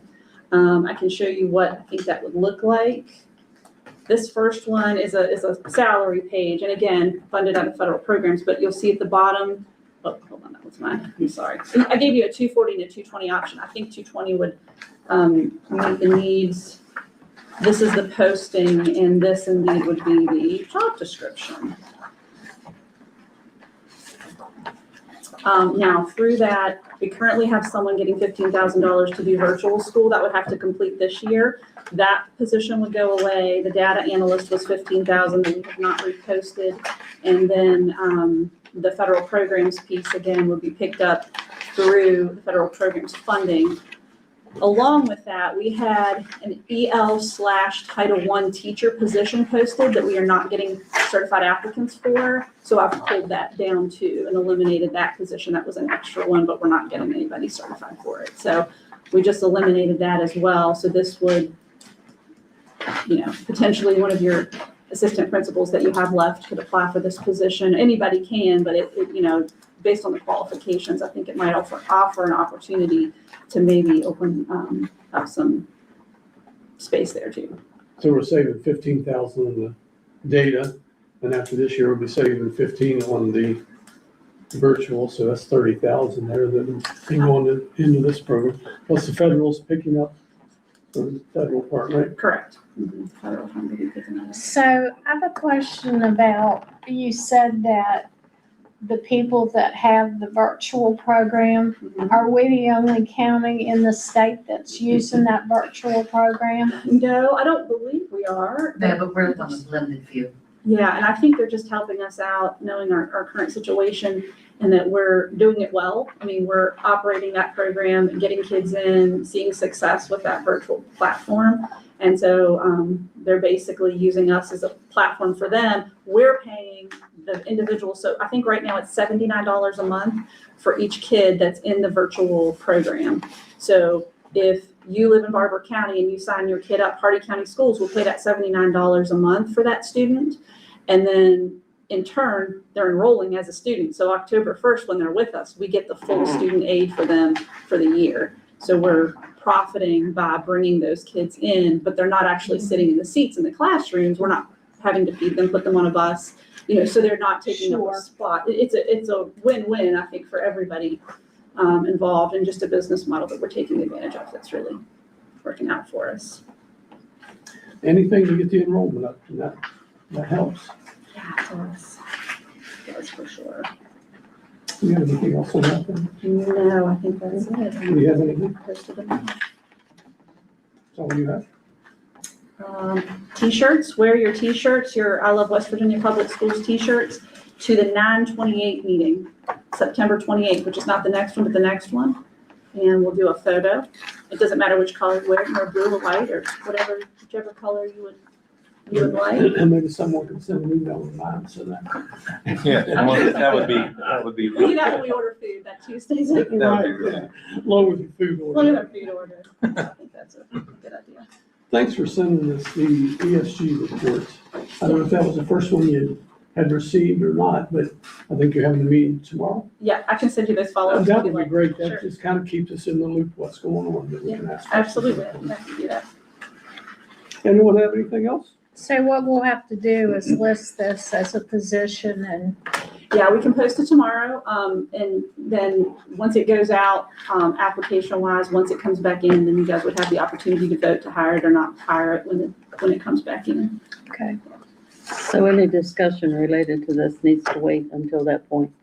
Yeah, it's not on the agenda. We can discuss it now just through superintendent board member discussion. I'll wait. Okay.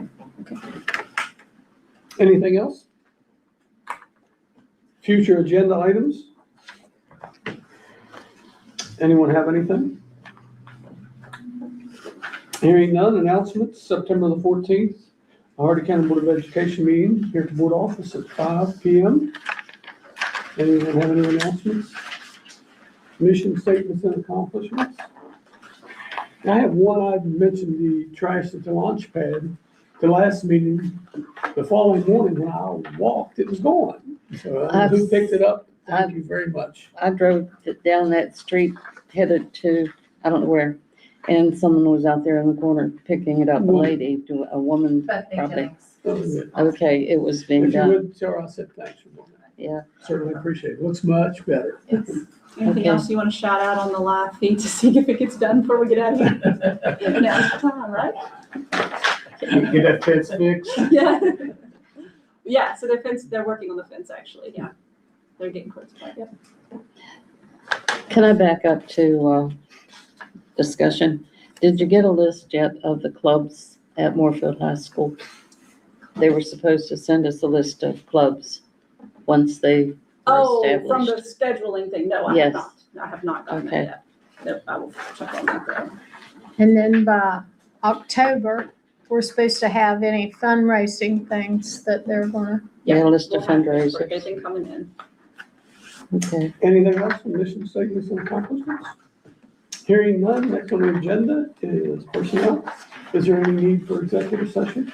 I do need to discuss some employee discipline with you in executive session. Just give me just 1 second if you can. Is there a motion? Move to go into executive session or second. Probably move the second to do an executive session. Any discussion? Hearing none, proceed to vote. All in favor, say aye. Aye. Show us an executive session at 7.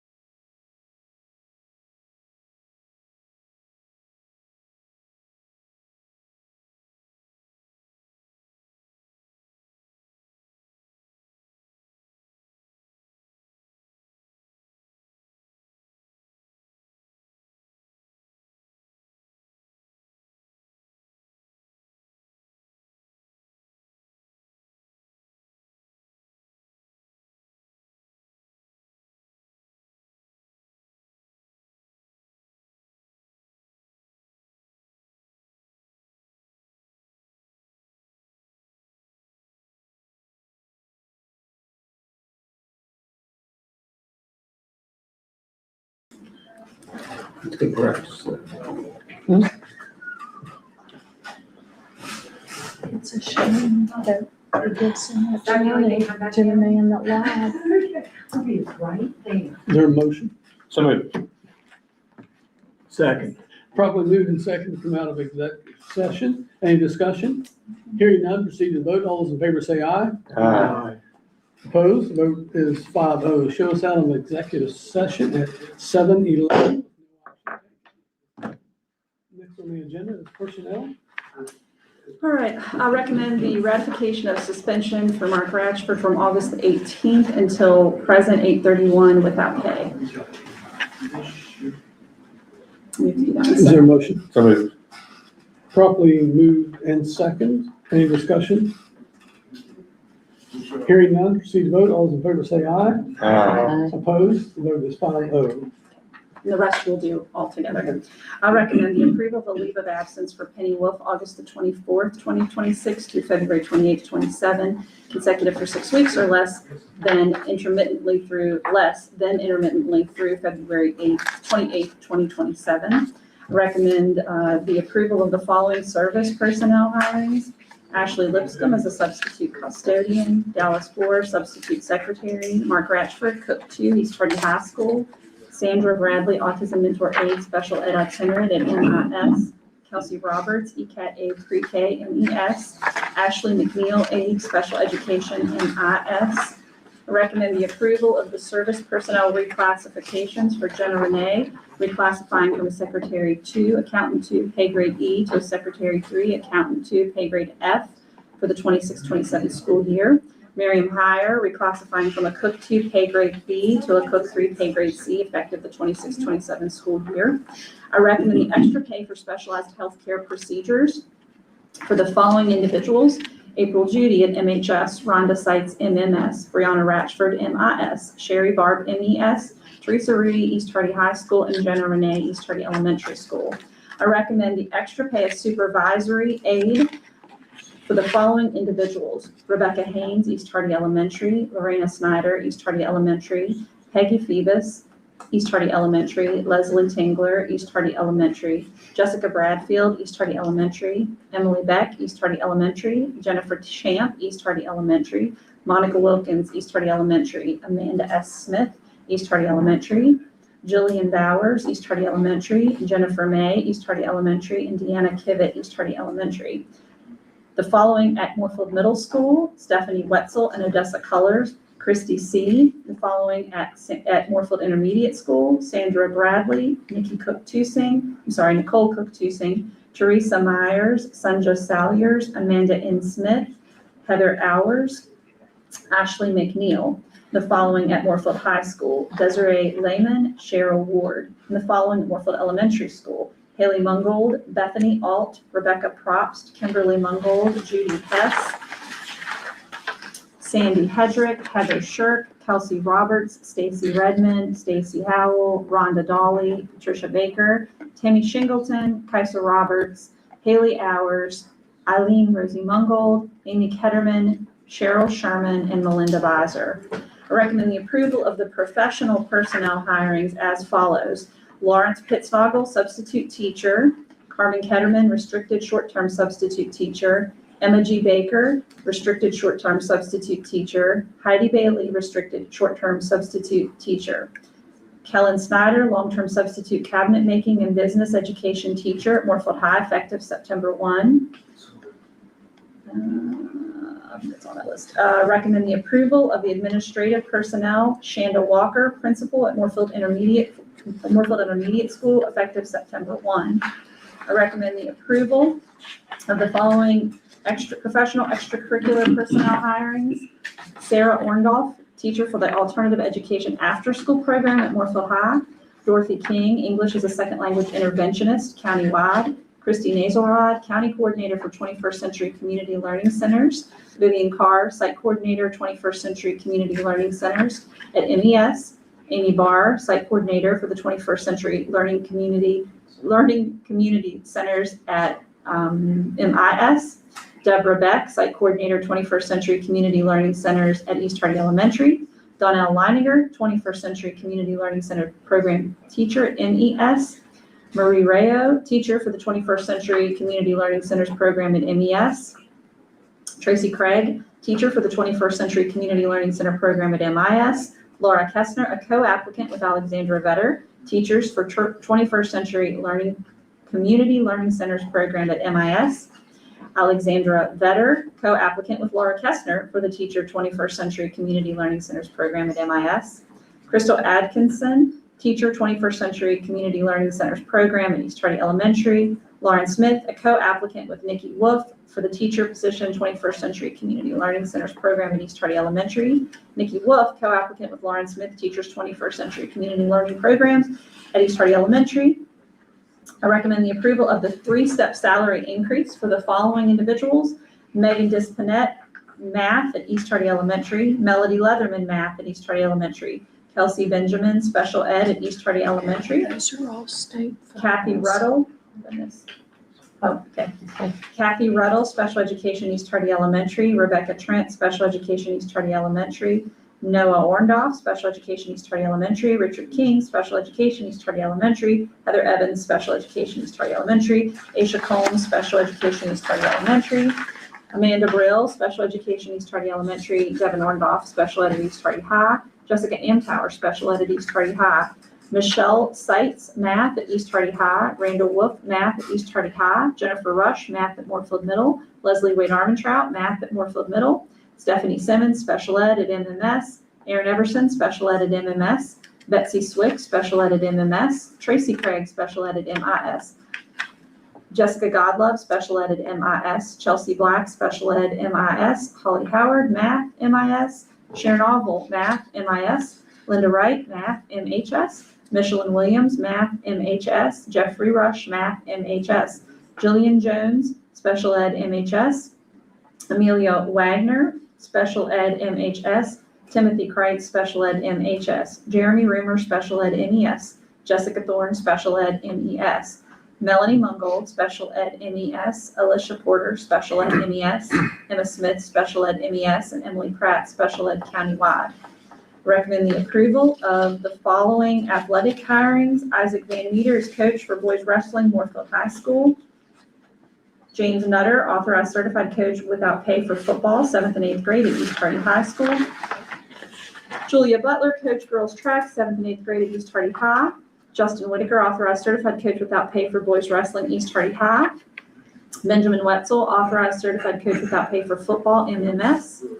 I recommend the approval of the following volunteers: John Hunter Williams, MMS; Jeb Wagner, volunteer team support for football, MHS; Elizabeth Shobe, MHS; Annette Cheney, East Hardy Elementary; Alexis McKinney, East Hardy Elementary; Gavin Wolf, volunteer team support for football, MHS; Jason Howard, volunteer, MHS; Beverly Vetter, volunteer, MHS; Jennifer J. Butts, volunteer, MHS; Kellen Cumberland, volunteer, MMS. I recommend the approval of the following resignations: Brian Taylor, substitute teacher, countywide; Jessica Godlove as SAT coordinator, MIS; John Bradley Simmons, beginning teacher mentor, countywide, effective August 24th; Jarrett Dayton as the school counselor and the test coordinator for MHS, effective September 1st. And then we have one additional one I have to do separately. Your motion. Move to approve. Second. Properly moved and second to approve the superintendent's recommendation. Any discussion? You didn't name off number 135. Was that person not approved? I didn't It's name it because because- it's his granddaughter and he'll have Excuse to, myself. He can't so I'm do gonna it. do it separately. Well, I didn't know that. So how I You would look not fool. I love looking Well, no, fool. you wouldn't have known that. Any other discussion? Hearing none, proceed to vote. All those in favor say aye. Aye. Opposed? The vote is 5-0. Mrs. Dean, would you take over the meeting? Finish that one out, please. Sure. You wanna, I'll abstain myself. DJ, don't feel bad. I didn't know until Sean pointed at me when I was reading one. So I always put a mark on every one you name off, and I if you don't name off, I always circle them. I only had one circle, but I don't even know who that person is. So I'd recommend the approval of Jordan Mungold, special education, MES, for the 3-step salary increase. Move to So approve. moved. so Second. have a move and a second.